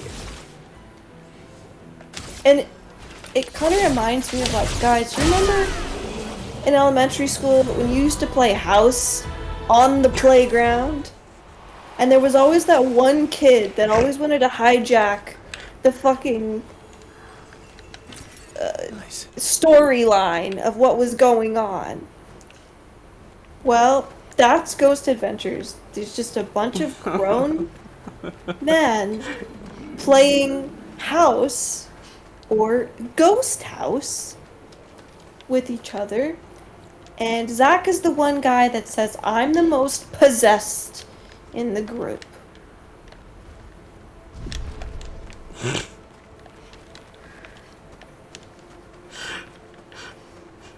Chris, I love how your sister feels about Ghost Adventures. I just think it's a bunch of grown men playing make-believe, like, and then, but a lot of the time, they can't agree on what's going on, and so that's why it gets disjointed. They like, certainly agree on Aaron, the fucking, whoever says the EVPs first. Yeah, but sometimes, like, so Aaron will get possessed, right? But then Zach will get possessed, and then nobody even checks on Aaron. Because Zach's the one being possessed now. So it's like, it's things like that where they're like, guys, did you not agree that, like, this was going to happen this way? And it's like, no, of course we didn't. But it's all improv. It's improvised. And so a lot of the time, things just don't click. New evidence just dropped. What are you talking about, the puzzle? Yeah, the stupid puzzle Polaroid, like, and of what was the picture even of? And they never even revisited that. Like, if it connected, if it really connected like they said it did. Maybe what it's is just the picture of?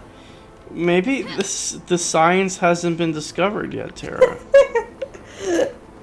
What do you mean science? I'm just like, man, they're really aren't even trying to not fake it anymore. Like in the beginning, they were like, We spent years building our credibility. Well, okay. That's so rich. Let's give them let's give them just a little bit of credit. Like, after how many episodes, it's got to be a little bit hard to do something new. So they could have done more to make that puzzle picture thing work. I think that's the biggest issue. But the fact that it existed was interesting. I think they just fumbled the fucking bag there. Chris says, I like the Polaroid camera though. I do too. I do like that stuff. Yeah, but I wish that the puzzle thing didn't get in the way. Like, can we just get a regular Polaroid? I got this. A storm is coming. Guys, look, if you line it up, it connects. Chris says it had to be imperfect to seem real. Wait, are you claiming that like that was a total farce? Like they didn't, What, the Polaroid picture? like as in like they Fucking those. course. Wait, so the lines were not, like you saying that it was altered? Yes. Really? I thought they Yes. I thought Absolutely. I thought they printed them out right there and then. They could have fucked with it before the picture was taken. I want to believe. That was just so ridiculous. You rewatch, and the verdict is... What's and the verdict is?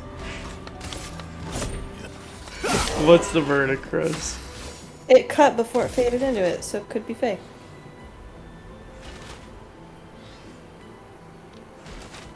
You think that was real? No. Let us stay now. Wait, I was like, okay, give me credit. I was falling asleep. I don't know what the F was going on. Dude, if you rewatch it, you're gonna have to rewatch that because you cannot be believing that that is real.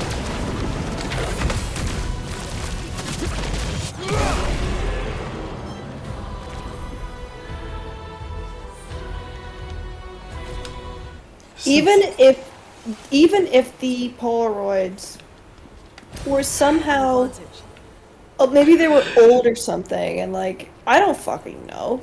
I don't know how random lines come on Polaroids or whatever, if that's a common thing. Even if they were already there. You say it could have been scratched into the Polaroid beforehand? Yeah, I think it could have been scratched in beforehand. Maybe it's like old things. It has nothing to do with ghosts in the room. It would have everything to do with the set of photographs that were already in the camera to begin with. It has nothing to do with paranormal activity. It's just faulty Polaroid pictures that have been, maybe when it was being made, like, I don't know how they make those things, but like something could have happened, and that's why the things connect, because it was all made from the same machine. He said that like a newscaster. Get ready. I'm just saying.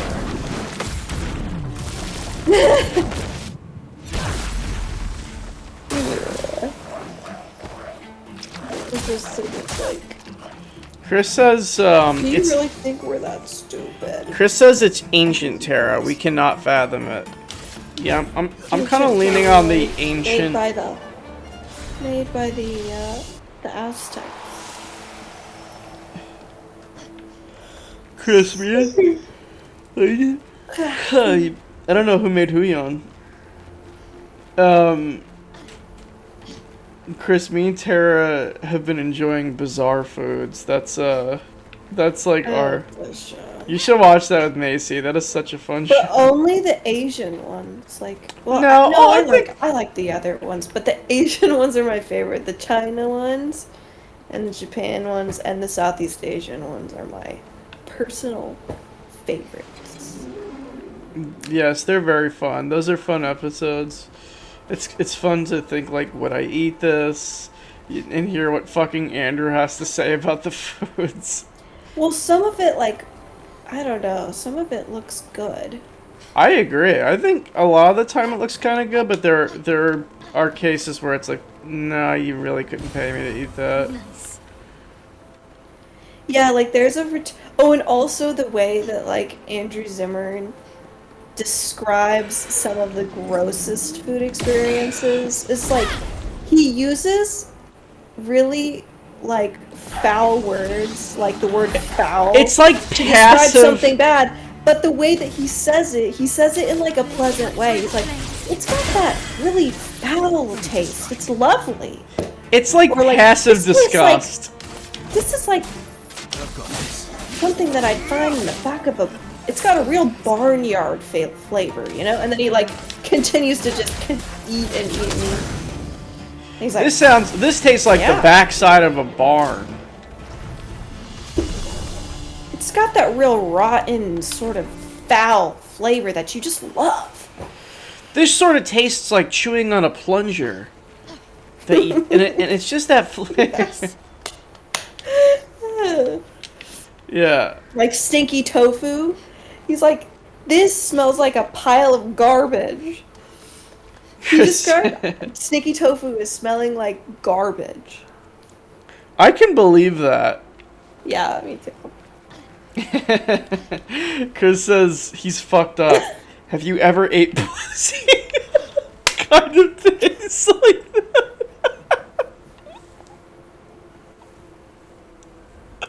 Like a plunger?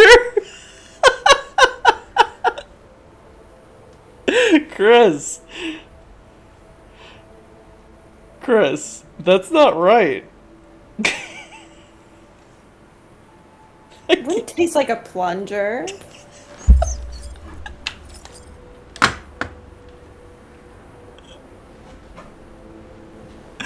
Like a fucking plunger.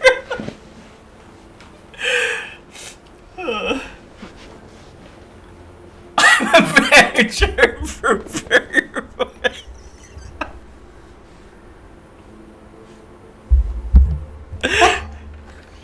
Chris.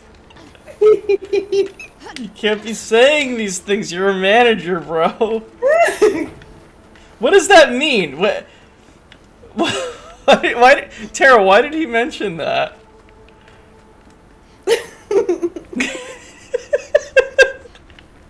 I don't know.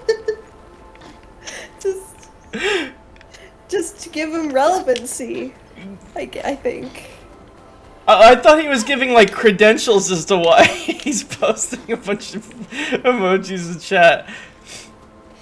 They're trying to I think cover. he just wanted us to know. No, I think he wanted to cover up his chat message. No.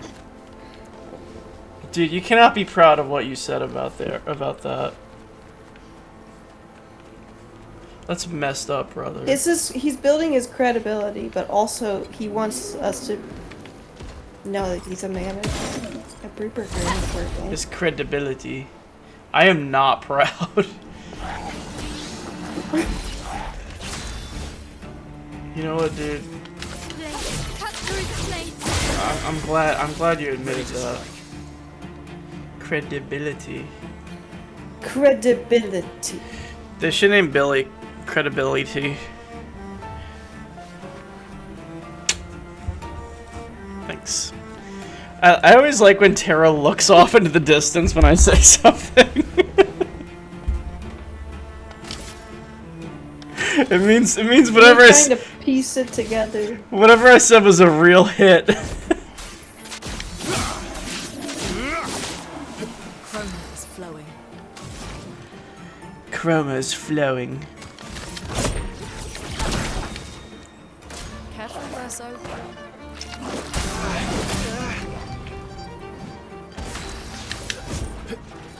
Chris, did you see the Skinwalker Ranch episode? That I think that was definitely one of the best episodes.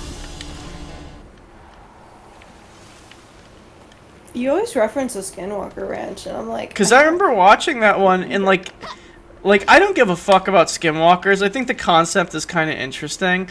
I think that the activity they got on that episode was that actually... in New Mexico? It was some... Northwest. It wasn't like the bunkers, was it? No, it was like a farmhouse. Okay, I don't remember that. It's like, honestly, they were tweaking. What happened? I don't remember. Aaron was tweaking as usual. Dude, Aaron was tweaking in that episode that we watched. He was like in the background of one of the interviews, and he was just like... Not as bad. Not as bad as he normally is. No, you're right. Lady got sexually assaulted by aliens. Oh my god, I missed that. I think I left when those ladies came walking up. Wait. What? Sexually assaulted by aliens. I showed Tara a movie recently. She wasn't a huge fan of it, but she was also falling asleep for like the last 40 minutes. Called No One Will Save You on Hulu. I say if you like, It was okay. if you like aliens, Chris, I'd say check it out. It's a really good alien flick. What's on Hulu? Made sense on HBO. You talking about No One Will Save You? What are you talking about? The movie is called No One Will Save You.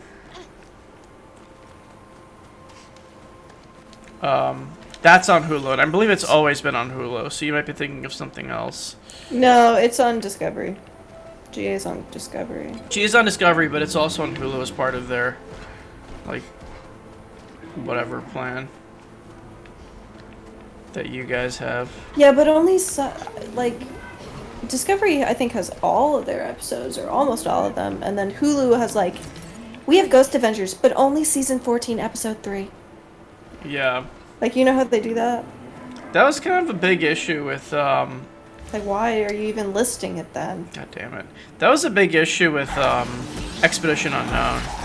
A storm is coming.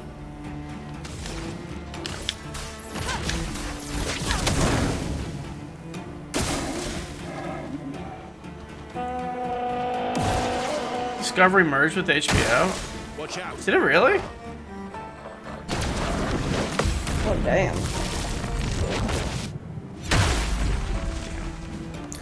Discovery needs some help, though, because right now, Zach Bagans has taken over the entire network. And it needs more variety. It just does. Like, it can't just be... change your name to, like, the Ghost Network or something, because... what are we discovering? Nothing. We're discovering squiggly lines on a couple of Polaroids. That's not a discovery. I want to go somewhere. It would be funny if Zach had his own, like, Magnolia network. At the rate at which he's going, it's gonna happen.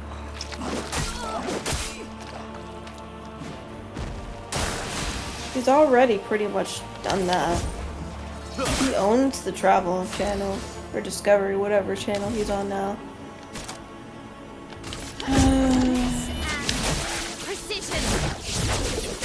Him and Josh Gates.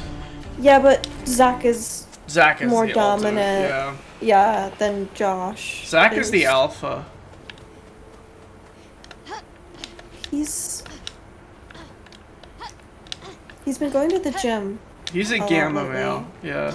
Chris, how do you like his gains? So, like, someone told him that he was getting mushy in the middle. The you know, ghost. like A little ghost soft.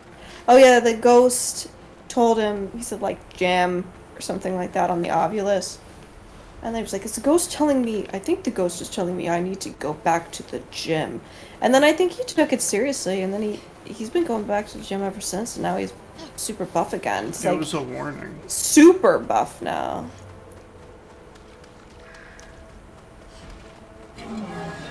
Yeah, he's jacked again. He's I'm flexing. just wanting to watch the episode right after the whole scandal with Aaron and his wife. Tara's really, the season... I'm invested in Aaron. I care the most about Aaron Goodwin. I care Alright. about what Zach's up to. Tara, here's a challenge for you. What? Like... What are those, like, things you used to do in elementary school where it was, like, keyword matching, where you, like, cross over the words or whatever, and it would be like... No idea what you're talking about. No idea what I'm talking about? No. Alright, well, okay. Match each member of Ghost Adventures to a member of Mega 64. What? They're incomparable. They're incomparable? Never mind. I thought it was a funny-ass idea, but... Maybe Chris can. I feel like... Well, Zach would be Rocco, obviously, because he's the leader. Yeah. But, like, that is not a fair comparison. Like, they're very different types of people. I think they're similar. I think they're more similar than you give them credit for. Ugh. Also, I've not been watching Mega 64. You're better off. Chris, did you see the fucking lightsaber fight?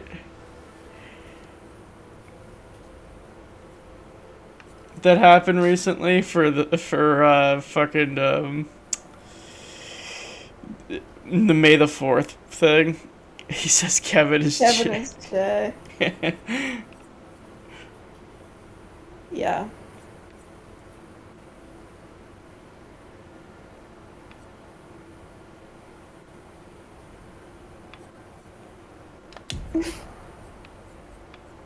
I feel like Sean is Aaron.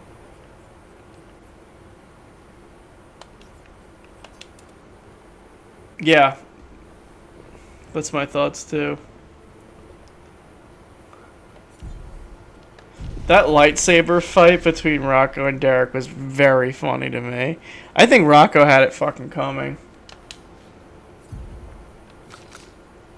They had like an on-air fight on the May the 4th episode of Mega 64 podcast. Like Rocco was like really kind of overdoing his popcorn bucket bit. And you could tell Derek is already kind of annoyed because Rocco keeps going off the topic list. Like he told, like Derek kind of said, like we literally had a discussion about building like a podcast sheet so we had shit to talk about during the podcast, and we're so fucking far off of it. Sockets is known as Billy. No, I think what's his name is Billy? The guy. The camera guy. Yeah. What's his name? Billy's Billy. But yeah, Derek was pissed, and so Rocco keeps going more and more into the bit, and Derek starts like, oh, how do I put this? He starts like aggressively going with it, where like, because Rocco won't move on from the popcorn bucket shit, like he's like, yeah, they should do popcorn buckets of like the Cars movie. They should do popcorn buckets like, you know, it could be used for other stuff. Johnny, yeah. Johnny is Billy. And he starts, like, really going into it, and they keep talking about it, and Rocco's like, well, I don't think any of that. And then, Yeah.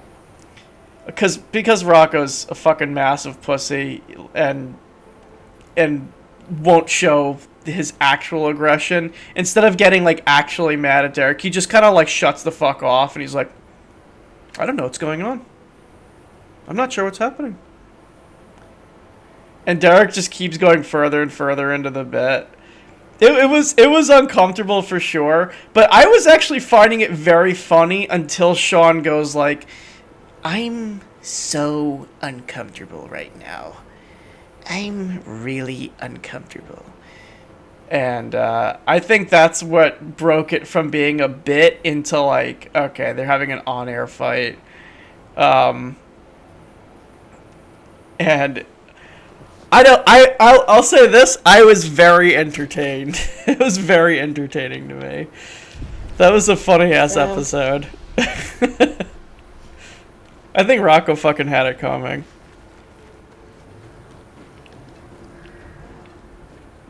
There needs to be more like levity on that fucking podcast where it's like you can't let one guy steamroll. In the same way, like Derek shouldn't be able to steamroll the podcast, but neither should Rocco.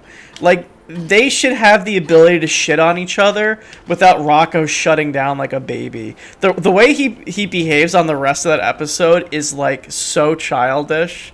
Not Derek, fucking Rocco. Like he just sits there going, yeah, I don't know. Yeah. It's like, okay, dude. But it was funny. It was a good ass episode. And apparently people were saying like back to back it was like the episode before that was like the best episode of the Mega 64 podcast, and then the one right after was the worst. Which is really funny. Yeah.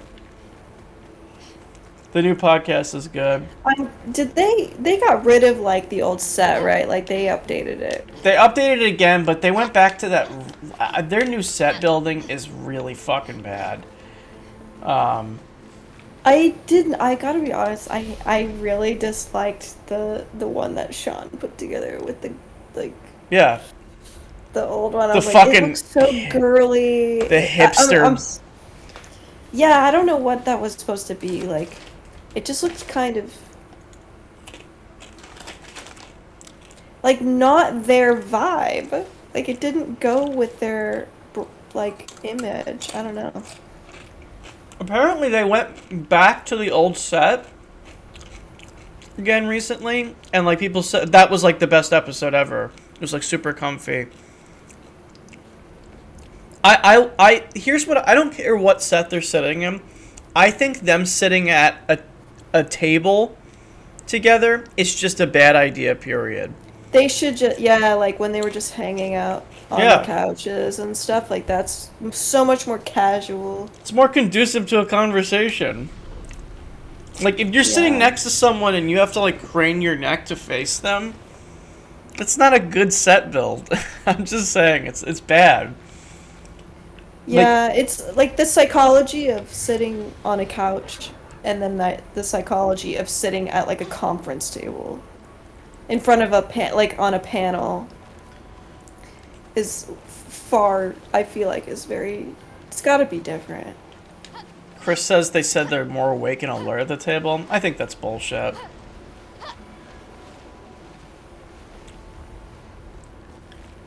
I don't buy that at all, because I've listened to their podcast with them without it, and I think all the fans could corroborate the fact that like no, they were actually a lot more fun when they sat at the seats together. You don't really care. Well, if you're listening to it, it doesn't matter. I guess that's the case. If you're listening to it, it doesn't matter either way. Also, they're not facing each other anymore. Like they're all facing. I know, it's very straight, so they have to impersonal. lean over to look at each other.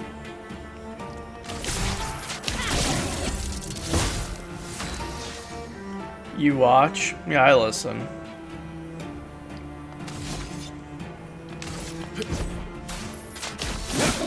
I don't know. Bring back the beanbags or whatever. I don't fucking know. I loved their arcade set. I think that was the best set they had, hands down. That was so long ago. Anyway. It's not that big of a deal at the end of the day. Like, they're gonna do what they want. They're gonna... But the thing is like, I think they're trying. They're I like trying. Yeah. But... I don't know. They don't really... Get ready. I don't know what their angle is.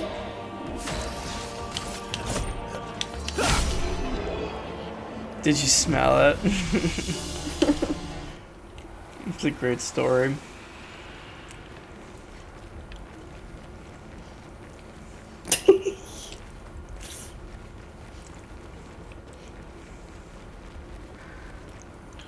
I do really I still like the podcast. I'm stuck way behind. I can't wait till I catch up and Derek starts coming on the podcast again. Because, man, where I'm at right now, the conversations are so fucking boring. Like, Sean telling a fucking 20-minute story about how one of the fuses in his car doesn't work. Fuck me. Like, I get it that you're like, I get it. Like, people have these problems, but it's like, I don't think this was a story that you bring to a podcast. No, I don't. Yeah, Johnny and Meg. No, I would only watch ones with Rocco, like the original 4, like Rocco, or at least Rocco has to be there, or Garrett. Probably. They have to play off of each other well. Garrett is always a banger. Anything he's in, he does a really good job of making me laugh, even if it's a boring episode. I kind of agree with Meg. I like Meg. In fact, I think she's really cool. I think she's too nice, and like, how do I put this? Like, she's a yes girl. Like, anything they say, she'll just be like, yeah. And that's pretty much her entire involvement in the podcast.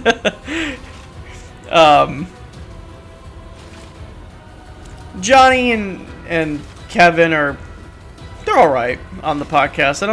I don't feel one strong way about the other. They're not great. Like, they don't like really get into the discussion. So yeah, I agree. Like, the main 4 usually are the most interesting. He had a good bit about predicting shit in the new one, Garrett. Garrett's so fucking funny, dude. He makes me laugh so fucking hard. Bahamas? What is Bahamas? Chris, do you remember when we were playing Pictionary with Aaron's mom, and then you got a card that said USA? What the hell is USA? And it was a USA. Missus. What the hell is a USA? Finesse and grace.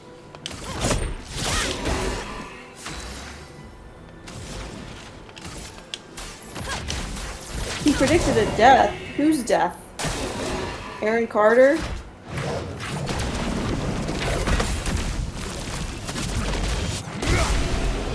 Aaron Carter.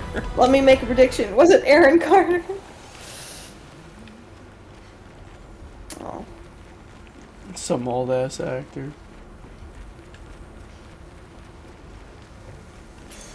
Nice. I have got to find a save point and finish off the stream.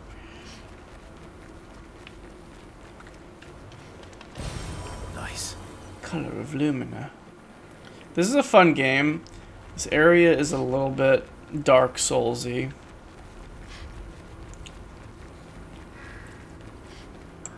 Oh, there's a save spot. Alright. I'm gonna save and then probably end off the stream just because I do have to be up a little bit earlier. Yeah, I said finish off. Why didn't you laugh about it, alright? He's got... His mind is in the gutter. He's got fucking... In hell. Your brother's a cum brain.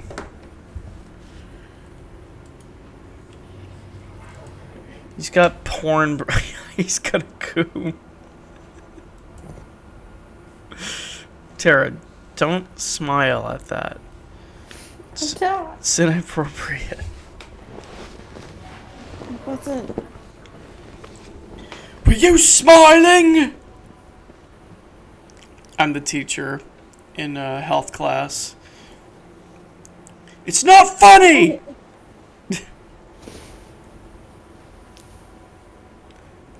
Burger manager.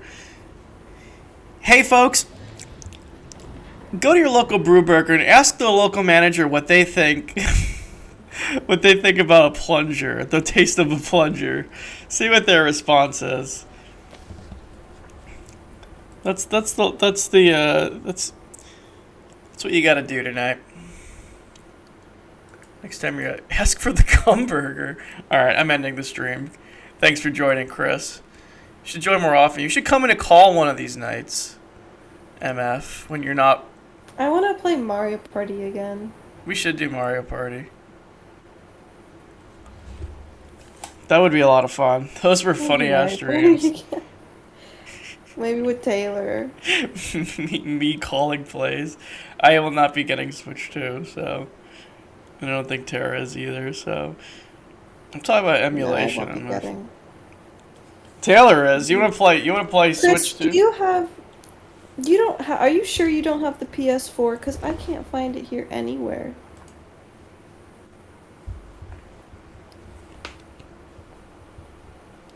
Chris, where's the PS4, dude? He does have the PS4. Okay. Chris. Alright. Well, that makes me feel better that it's not in his house. It's not lost in space. Wait, no. I can't find it here anywhere. It's not. I think you must have it. You must.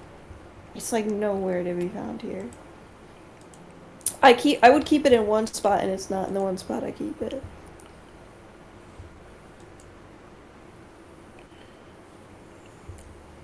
Okay.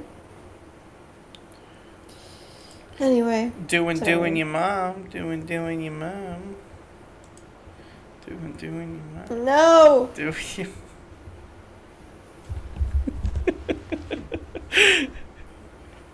Ugh. Chris said fuck her.